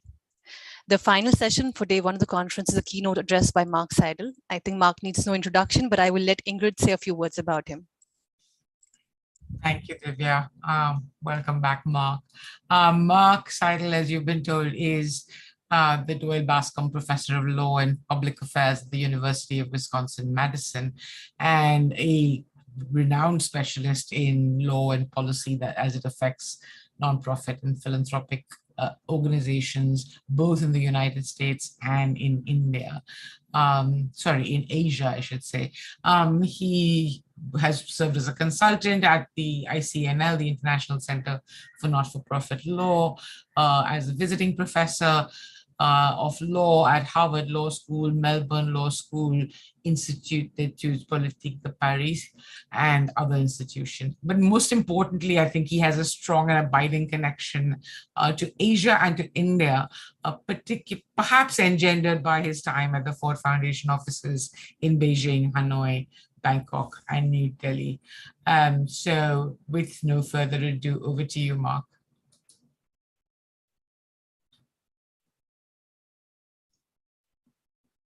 After 2.5 years of this, I need to continue to remember to unmute myself.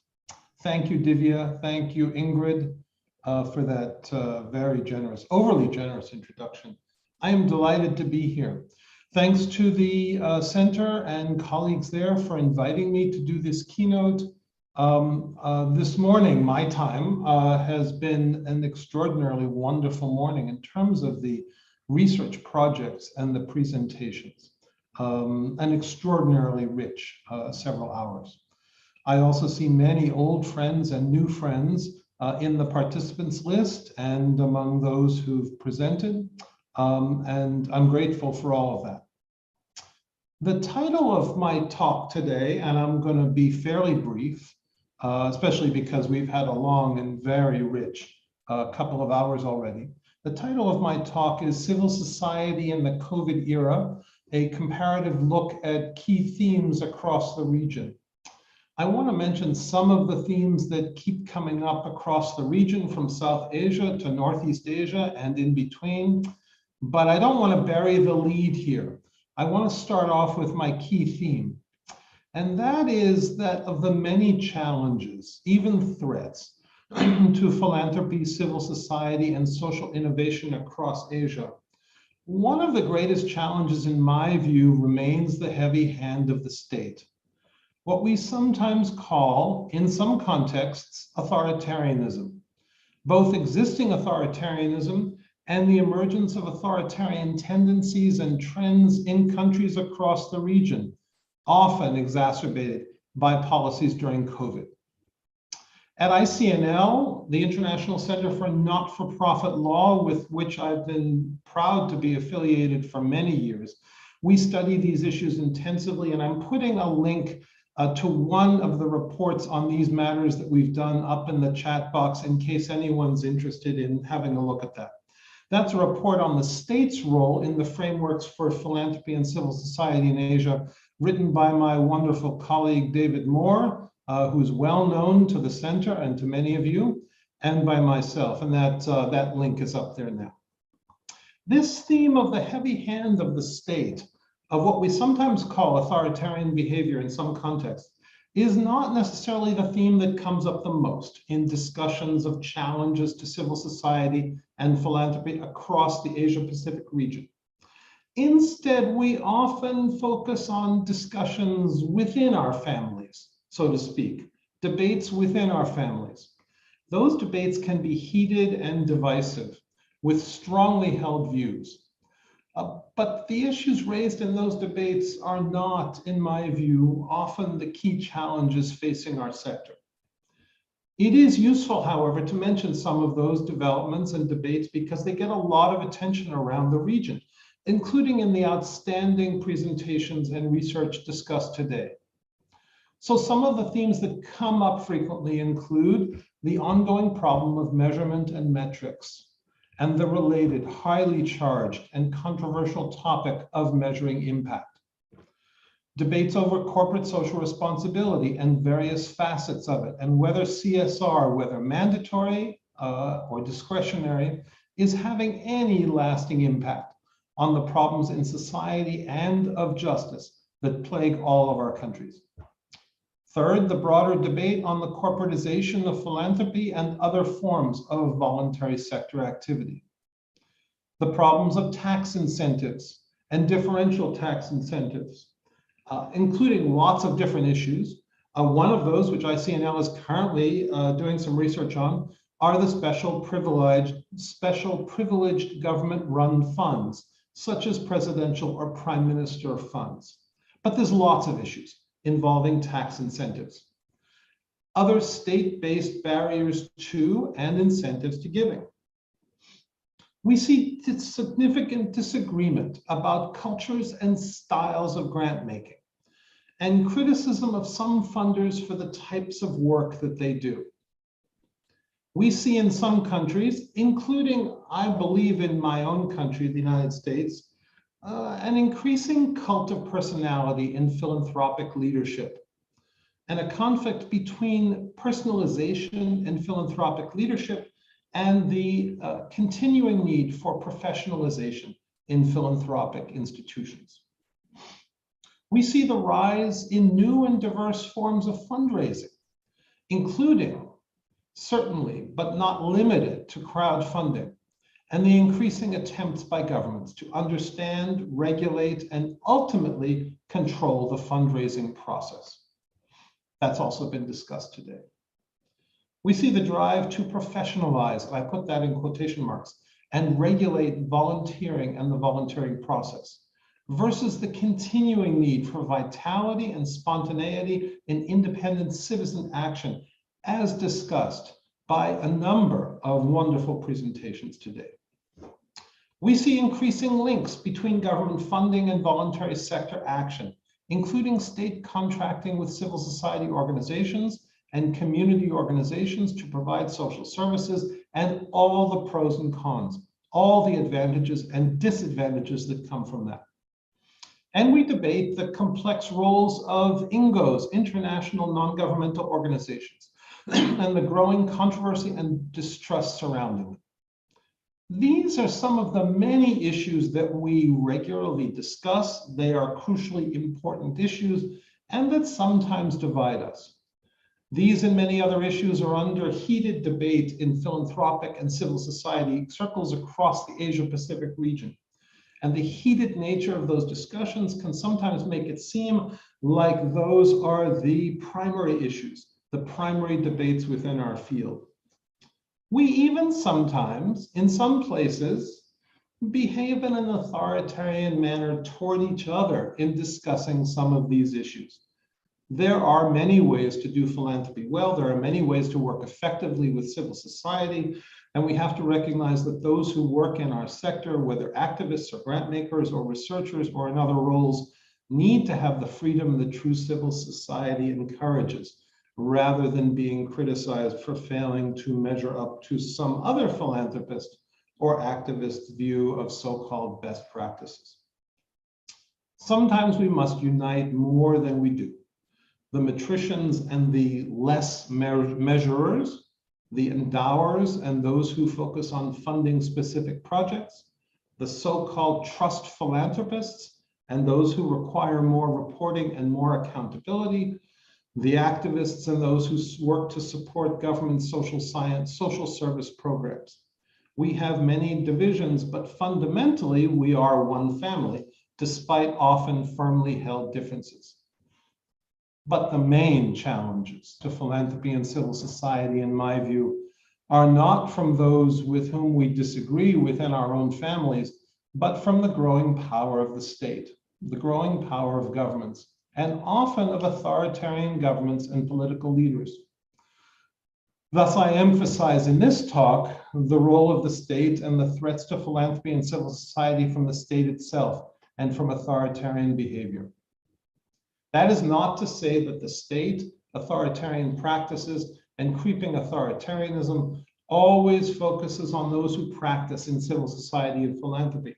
Philanthropy and civil society may not be first on their target list. That does not diminish the danger. Let me give several examples of this. In my country, the United States, we went through 4 years of an administration that deeply wished to be authoritarian and was clearly moving in that direction. But in fact, as with Trump in the United States, the controlling state and authoritarians may actually leave philanthropy and the voluntary sector alone at the beginning, focusing on other matters to try to control. In the case of the United States, like trying to steal elections and installing friendly judges. But we now have experience with the heavy hand of the state, with authoritarian governments and leaders, to know that they seek to constrain and narrow and mold philanthropy and the work of the voluntary sector as well, certainly at some point. Take another example, a kind of counterexample, and that's in Asia, and that's China. No one can doubt the authoritarian nature of the Chinese regime. I've been working in China for 50 years, and I know how strong that state can be. And yet, at the same time, as most of us know, authoritarian China has one of the most vibrant and dynamic voluntary sectors anywhere in Asia, with hundreds of thousands of organizations doing fine social service and other permitted work. So these can be complex phenomena. In many ways, the state and authoritarianism are significant challenges, significant threats to our sector. But our sector is not always first on authoritarians' agendas. The US is a case in point for that, and even where control of civil society is a major element in authoritarian governments' agendas, as in China, Myanmar, Thailand, Vietnam, now Hong Kong, and many other parts of our region, sometimes alongside that increasing control, there also exists a vibrant nonprofit and voluntary sector. China is a good example of that. And I must note strongly that the state is not always the enemy or the challenge or the threat to our sector. In many cases, we could not exist without the state. And so these relationships can be very complicated, very complex indeed. So if I say that the heavy hand of the state, what we in some contexts would call authoritarianism, is a key threat or challenge that the voluntary sector faces, what am I talking about? How do authoritarians and states with authoritarian tendencies manifest restriction, constraint, and control? You're all familiar with this in your context. But let me count the ways more generally across Asia in broad terms. And the link that I put up has more details on some of this in a vast array of countries around the region. In India, of course, we often come back to restrictions on external funding, foreign funding. The FCRA, which all of you know, perhaps some of you have heard of it. My good friend and longtime colleague Sanjay Agrawal of Account Aid has literally written the book on this method of constraining and controlling Indian civil society and philanthropy. Many other colleagues and friends in this workshop have worked on those foreign funding issues for years or decades. These foreign funding issues are problems in many countries around the region: Pakistan, Bangladesh, Thailand, Myanmar, Vietnam, now Hong Kong, China, and many others. But at the same time, as everyone here knows very well, we must not make the mistake of equating attempts at authoritarian control of civil society with the problem of foreign funding itself. I think sometimes we even may overemphasize the foreign funding control issues, when FCRA and other such constraints in many other countries are but one part of a quiver of weapons intended to limit and constrain and mold and direct civil society and philanthropy. Some of the other weapons that are used by the heavy hand of the state include increasing restraints on formation of organizations and permissible purposes, increasing reporting requirements to local, state level, and national governments that can deeply constrain what philanthropic and civil society organizations are able to do. Increasing, sometimes overwhelming, supervision of the work of philanthropy and civil society organizations, including in many countries now across Asia, so-called dual master arrangements that subject foundations, civil society organizations, grassroots organizations, and others to multiple overlords, and the increasing role of sectoral ministries, health, education, and many others, and state-level functional departments to constrain and control the work of CSOs in their territories and fields. Other examples of the heavy hand of the state: increasing restraints and prohibitions on the life and work of unregistered associational entities, including many, many grassroots organizations from South Asia across the Asia-Pacific region to Southeast Asia, East Asia, and Northeast Asia, a common problem in which states equate anything that is not formally registered with the state with being illegal. The rocky path of nonprofit independence, nonprofit self-regulation. Sometimes nonprofit self-regulation is weak and of no threat to the state. But in some countries around the region, it's often co-opted by the state as yet another means of state control of the voluntary sector. Increasing regulations by the state of the economic activities of civil society organizations and philanthropic organizations, often at multiple levels of government. The rise of social enterprise regulation, which is in some countries in the region lauded as a boon to the rise of social enterprise itself. Social enterprise needs regulation in order to grow, but can also be, sometimes simultaneously, an attempt by national and state level governments to control and constrain this rapidly growing part of our sector. And we even see academics and policy researchers downplaying or even playing into state, even authoritarian control of civil society. I think, for example, of the recent proposal by the highly respected leader of a very well-known nonprofit think tank in Hong Kong, that Hong Kong should become a regional hub for philanthropy and civil society. In 2022, when the civil society sector in Hong Kong is under an onslaught, an attack from authoritarian leaders in Hong Kong and Beijing, like literally never before. When civil society leaders in Hong Kong are going to prison, organizations are being shut down or shutting themselves down, and civil society activists are fleeing Hong Kong. Where possible, academics and policy researchers should try to avoid being the spokespeople for authoritarians and authoritarianism.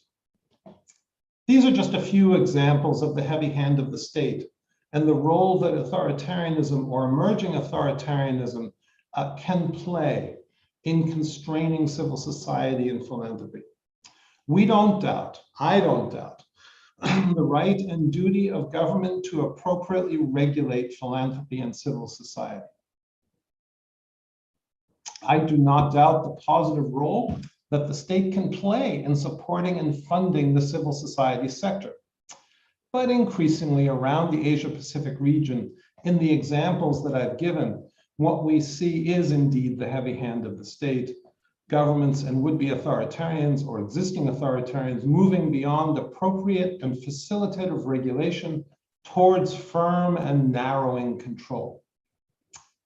I don't want to paint, of course, only a negative picture. Despite these increasingly strong attempts by the state to control the sector in many, many countries across the Asia-Pacific region, we do continue to see a growth in philanthropic and civil society activity that has been illustrated so beautifully by the projects, by the center's research fellows, and by the presentations today. The vibrancy of our sector and its stalwarts is illustrated by what we've heard over the many hours today of wonderful presentations.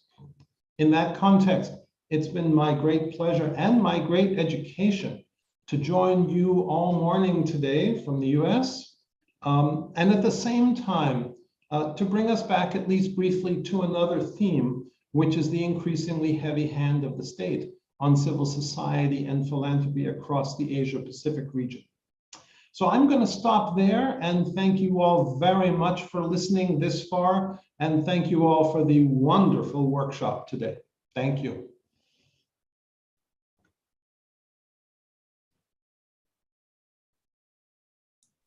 Thank you, Mark.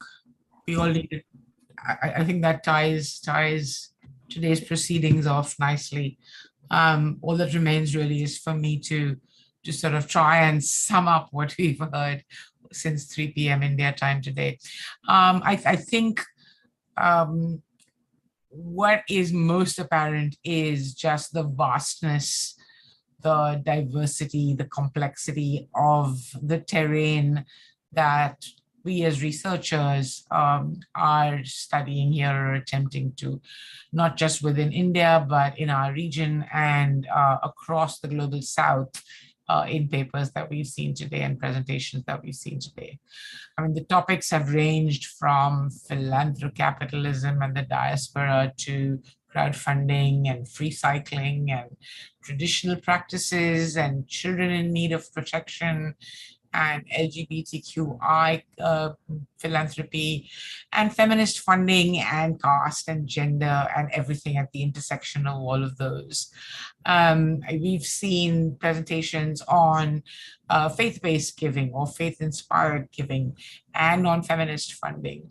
We've delved into why people give. We've explored or begun to dip our toes into the area of impact investing. There were interesting presentations on in-kind giving, on microfunding, and on community-driven models. And I think also what was, for me, exciting was the range of voices from people young and not so young, from architects and activists and academics alike. So it's been, as Mark put it just now, just a really, really rich repast of content, which will give us many, many weeks and months of stimulating reading and thought. I think what's clear is that the juncture we now stand, the tensions between, as someone put it, late stage capitalism and philanthropy, between, especially for those who live on the margins of our societies in the polarized political landscapes that we now inhabit, the tensions between secularism and faith, the tensions, as Mark just pointed out, between state and civil society. I've been complaining for a long time that in India, at least, philanthropy lacks a coherent critique. But I'm so glad to find myself completely mistaken about that, just based on the work we've seen today. What's clearly necessary is we need this work to be amplified. We need many, many more researchers to be thinking about these questions and others.